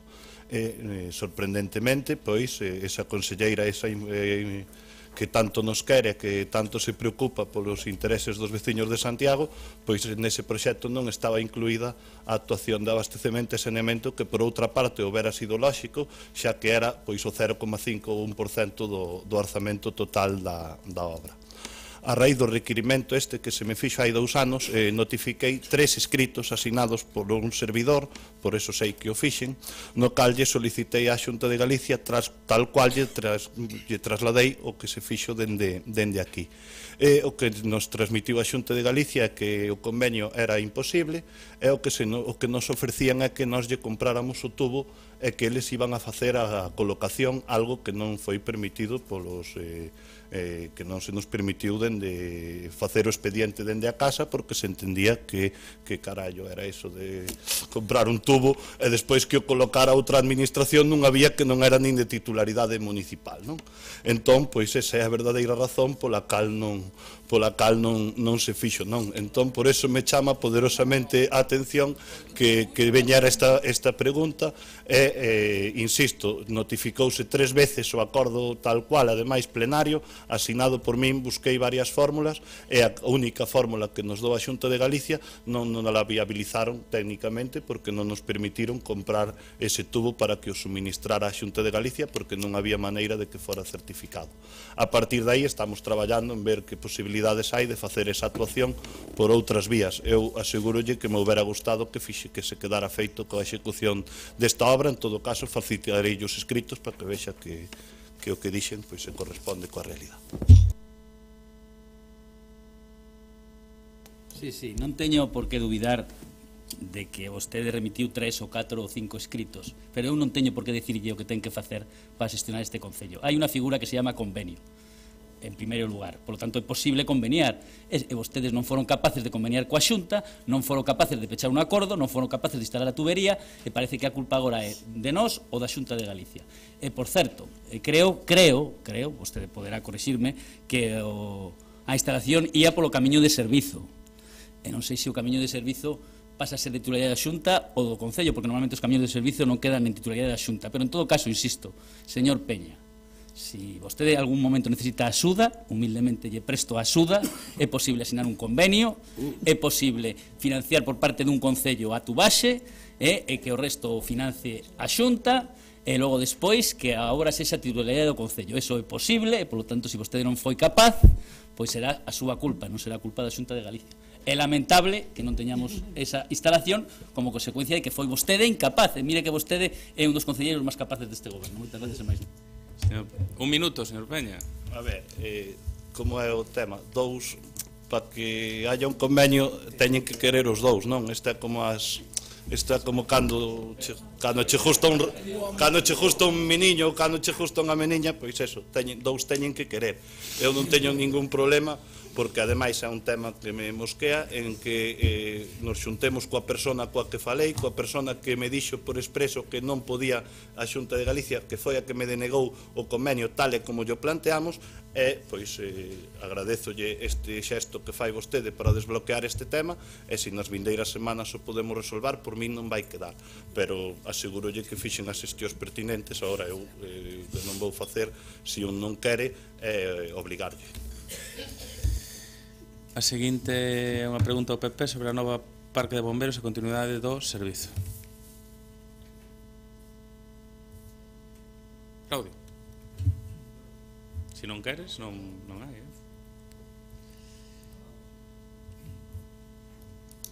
É unha pregunta acerca do novo Parque de Bombeiros e a continuidade do servicio, xa que o desenvolvemento dos traballos para a nova estación de autobuses que o Goberno galego está a construir no contorno da estación ferroviaria e o avance na tramitación do proxecto para ampliar a sede da Administración Autonómica en San Caetano nos terrenos da súa propiedade que agora ocupa a terminal de transporte e o Parque de Bombeiros municipal van a supoñer unha gran transformación urbanística na área norte da cidade. O proxecto que a Xunta prevé licitar este mesmo ano contempla a demolición da actual estación e a urbanización dunha superficie próxima ás 2 hectáreas, onde se sentará nunha primeira fase 2 bloques para oficinas na zona máis próxima ao complexo administrativo actual, e no resto da parcela, que inclui o emprazamento actual do Parque Municipal de Bombeiros, a construción dun parque público, mentras non se desenvolvan posteriormente nese lugar outros 2 edificios que xa están previstos.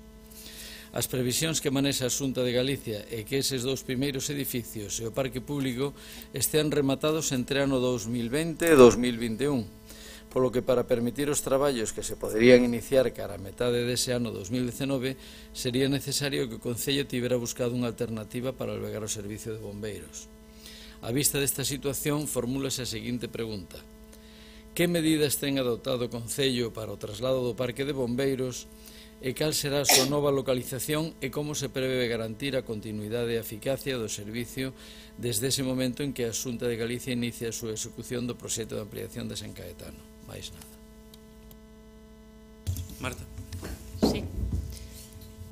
Ben, o Concello ten feito unha avaliación das condicións da estrutura ubicada en Salgueiriños que indicaba que mantiña unhas boas condicións estruturais e nas vindeiras datas vanse realizar probas de carga previo ao proceder á actualización do proxecto constructivo, de maneira que se poda adaptar ás necesidades actuais e corrixir erros que podan ser detectados no mesmo. Por outra parte, mantivéronse xuntanzas co subdirector xeral de infraestructuras e nos vindeiros días tamén coa Axencia Galega de Infraestructuras para poder coordinar este proceso. Grazas.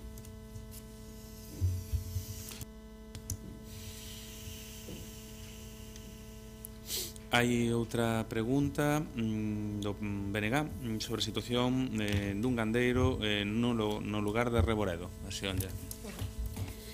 Si, é unha pregunta respecto dun conflito existente neste Concello xa desde hai tempo, xa sabido e coñecido por parte de todo o mundo, pois a respecto desa necesidade que ten o gandeiro de ter os animais ao aire libre, favorecer, por tanto, unha alimentación ecolóxica.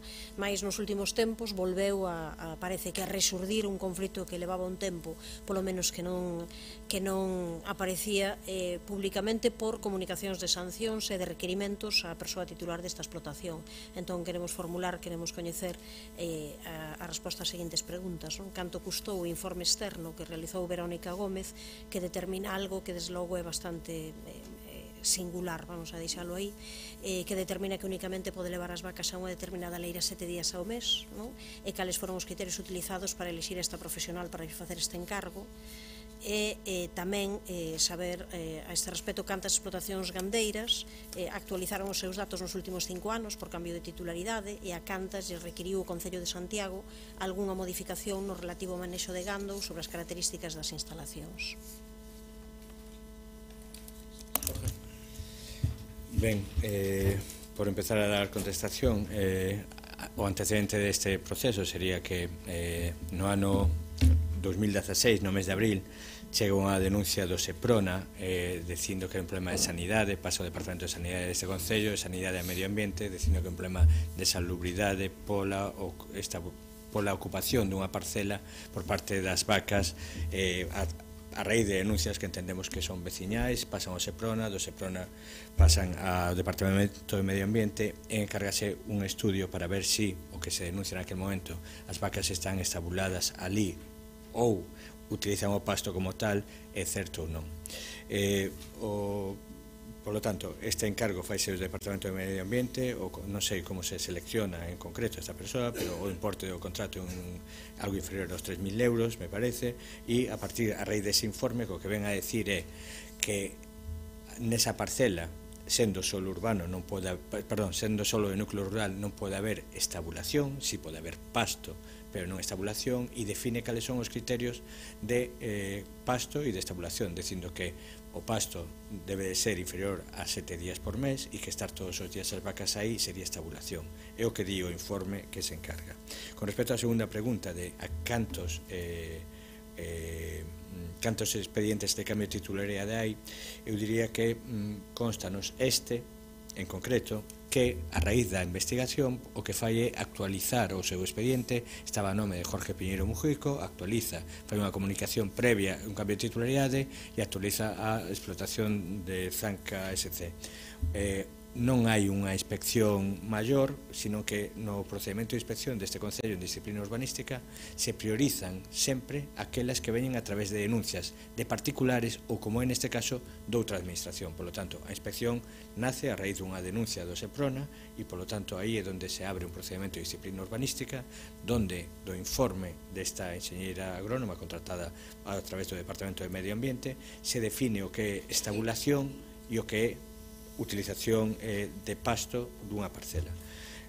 O que se fai a partir de aí pois, é un seguimento de que se cumple este informe. É un caso conflictivo no que entendemos que en teoría a utilización do pasto desa parcela pois sería totalmente lógica e razonable. Ten pasado por vía judicial, entendemos que o importante é buscar puntos de acordo e que desde o Concello único que facemos é responder ás denuncias e incoar expedientes disciplinarios cando hai esas denuncias.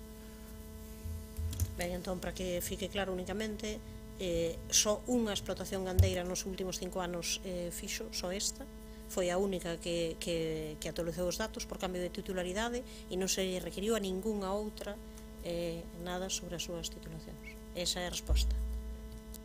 A resposta é, en concreto, sobre este cambio de titularidade, realízase a partir de que se inicia o procedimento de disciplina urbanística para ver a justificación.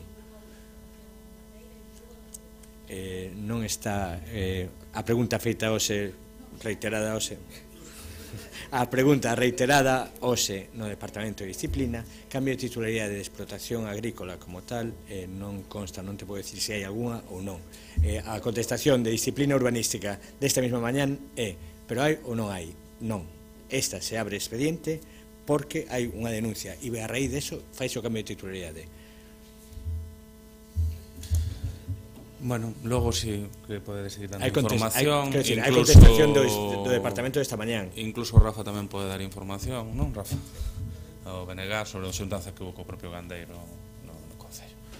Bueno, hai a seguinte pregunta do BNG tamén sobre a realización do plan para a erradicación do carrizo da Pampa. Sí, moitas gracias. Bueno, hai máis de 2 anos, en decembro de 2006, este pleno aprobou a instancia do BNG pois a realización de facer un plan para erradicar o carrizo da Pampa, non? Fixémolo porque, como saben, é unha planta incluída no catálogo de especies exóticas invasoras, está prohibida a súa introducción no medio natural, xa que provoca pois, o desplazamento da flora autóctona, degrada tamén os hábitats naturais, deteriora a paisaxe e provoca a perda de biodiversidade do territorio no que se introduce, non? Por lo tanto, nos basicamente o que preguntamos é por que non se fixo e que se pensa facer ao respecto, si se pensa facer algo. Marta. Sí. Ben, o Servizo de Parques e Xardíns está xa actuando sobre exemplares do carrizo da Pampa ou cortadeira localizados fundamentalmente en fincas municipais. O tratamento deste tipo de plantas exixe un traballo de fondo importante pola súa alta resistencia e para evitar que os propios traballos faciliten de maneira desafortunada a súa propia expansión. Por outra banda, efectivamente, non se ten formulado aínda o bando acordado e procuraremos subsanar esa deficiencia. En calquera caso, e facendo un poquinho de memoria e por coherencia, tamén nos tería gustado que manifestaran, refírome ao grupo do Bloque Nacionalista, que cando se debateu esta moción alá por o 6 de novembro de 2015 na Deputación, unha moción de alternativa dos veciños sobre a herba da Pampa no ecosistema galego, na que se instaba sobre todo a actuar sobre esta planta invasora, o seu grupo, o Bloque Nacionalista en ese caso, non se posicionara en contra. Nada máis, grazas. A seguinte a pregunta do BNG tamén relativos motivos do cambio de profesorado que afecta a programación de centros cívicos. Sí, trátase de preguntar, despois de recibir varias queixas que sabemos que tamén que chegaron aos distintos ao servizo, de cambios de profesorado de distintas actividades socioculturais en distintos centros tamén. Como foron varias persoas en distintos centros, por iso non nomeamos un en concreto, entendemos que ás veces é certo que pode haber cambios contractuais debido a que acaba un ano e comeza outro, mas o certo é que hai tamén o que se entende a lógica dun curso e sabemos ademais que había moito interese por parte da veciñanza de continuidade de algún dese profesorado. Entón, que pasa o que aconteceu este ano, cuestións que non se deron noutras ocasións, que as actividades tiñan continuidade de profesorado ao longo de todo o curso. Se hai algún motivo especial o que acontece, porque entendemos que non é algo puntual, senón que sucedeu, xa digo, en varios lugares e con varios profesores. Concha. Bueno, É unha pregunta moi xenérica e aberta, entón non podo responder da situación particular ou das situacións particulares. O monitorado nun profesorado dos centros cambia a veces porque deixa ese traballo ou esa actividade, incorpórase a outra.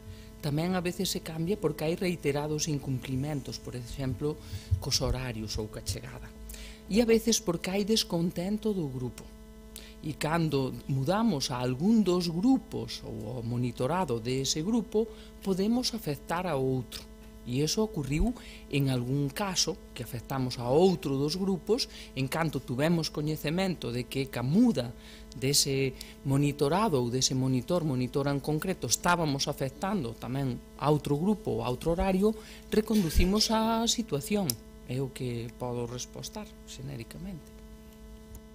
A ver, non se trata deste caso, entendo daquela que non chegaron as queixas, houve queixas transmitidas e desde logo a Comisión de Queixas e Suxestións chegaron e non se trataban, non eran neste sentido para nada, senón de alumnado que quería xustamente que ese profesorado, e non foi porque ese profesorado, digamos, nin quixese deixalo voluntariamente, nin porque ese profesorado finalmente o alumnado non estivese conforme con ele, non son esas as circunstancias de que falamos.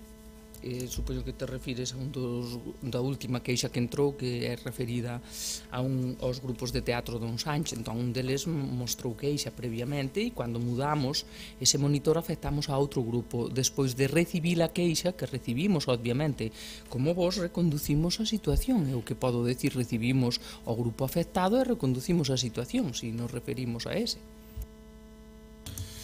A seguinte pregunta é a última do Partido Popular sobre o control e as autorizacións de actos na Casa de Xuventude. Alejandro. Gracias, alcalde. Buenas tardes. Bueno, con la coartada de la autogestión que en ocasiones puede ser una forma salvaje de privatización, incluso puede llegar a ser una forma de latrocinio de un bien. Con la coartada, digo, de la autogestión, han ejercido ustedes pues una administración desleal del patrimonio público y con una absoluta falta de procedimiento y con una contradicción flagrante con lo previsto en la Ley de Patrimonio de las Administraciones Públicas, han entregado un inmueble público, no sabemos a quién, quizás a Pepi, Lucy, Bon y otros chicos de las mareas del montón. Lo cierto es que autogestionado, o más bien apropiado el inmueble, más que saber quién autoriza o quién deniega las peticiones de uso, lo que este grupo quisiera saber es si ustedes controlan las resoluciones de esas peticiones. Concretamente, pues queríamos saber si ustedes se reservan pues alguna facultad para revocar determinadas decisiones en cuanto a lo que es la petición de uso, o si ustedes pues llevan también un registro de las resoluciones concedidas por el Comité Revolucionario que autogestiona la casa y con las consiguientes motivaciones. Nada más, gracias. Como vostede sabe, porque ten incluso asistido a algunha desas asambleas revolucionarias das que tanto fale e que habendo xente maior de máis de 60, 70 anos, a xente que organiza os bailes os domingos e ten asistido para ver como era aquelo, non, siguen estando ali, usted está equivocado, siguen estando ali, non. Pero a xente maior que fai o baile sigue estando ali participando como un dos colectivos máis nun centro que ten unha xestión participativa dependente da Consellería de Relacións Veciñais e que hai unha comisión, as decisións tomanse na Asamblea e hai unha comisión na que hai unha interlocución que a Consellería para poder precisamente facer este seguimento. Dentro das actividades que se organizan, hai algunha que ten sido en colaboración co Concello, como por exemplo o Mercado da Estrela, que creo que foi un gran éxito, na que ademais se pudo ver o traballo dos artesanos que teñen ali o seu taller. E ademais disso, gustaríame decir que hai diariamente, semanalmente, máis de 20 actividades semanais dentro da casa.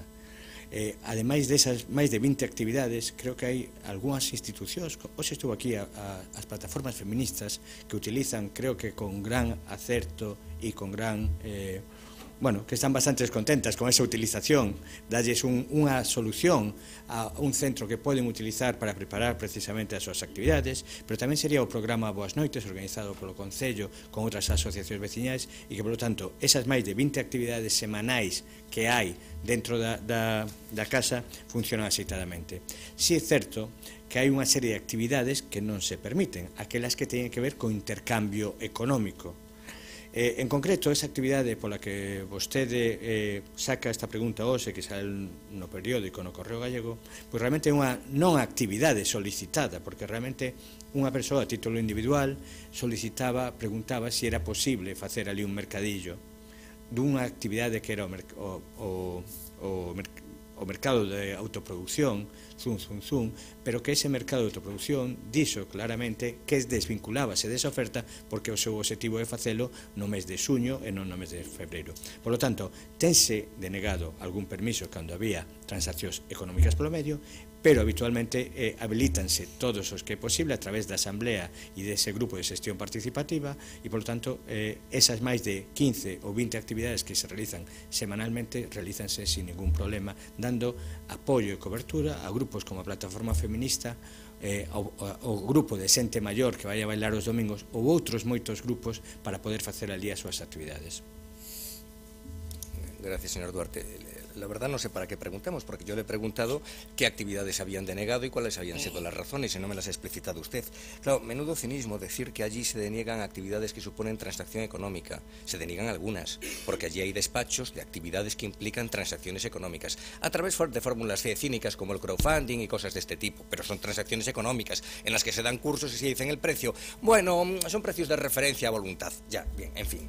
Respecto a las personas mayores no participaron precisamente de aquellas asamblea. En cuanto empezaron ustedes con su ritual asambleario, se levantaron y se fueron. Eso se lo quiero recordar, ¿no? Yo lo que le preguntaba, y sigue ustedes sin responderme, es si la Administración se reserva las facultades de dominio a la hora de controlar los usos por parte de la gente o incluso pues las obras que allí se hacen. ¿Se reservan a ustedes alguna facultad de dominio? Porque todo da a entender que no. Es decir, que eso es un bien, bueno, entregado, como dije antes, a Pepe y a Lucía Bon, no sabemos a quién más, y que la Administración ha perdido el dominio de ese bien. Entonces es curioso, ¿no?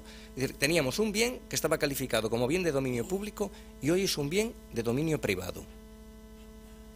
Nada más. Evidentemente é unha opinión que comparto e que creo que moitos colectivos que están na cidade tampouco comparten, que non comparto, e que outros moitos colectivos que non comparto e que moitos colectivos que hai na cidade e deixeme contestar, que hai na cidade tampouco comparten porque fai uso deste espazo para poder facer ali as súas actividades. Como decía, únicamente se excluíron ao longo deste tempo algunha actividade por transacción económica. O Concello ten interlocución cos mediadores.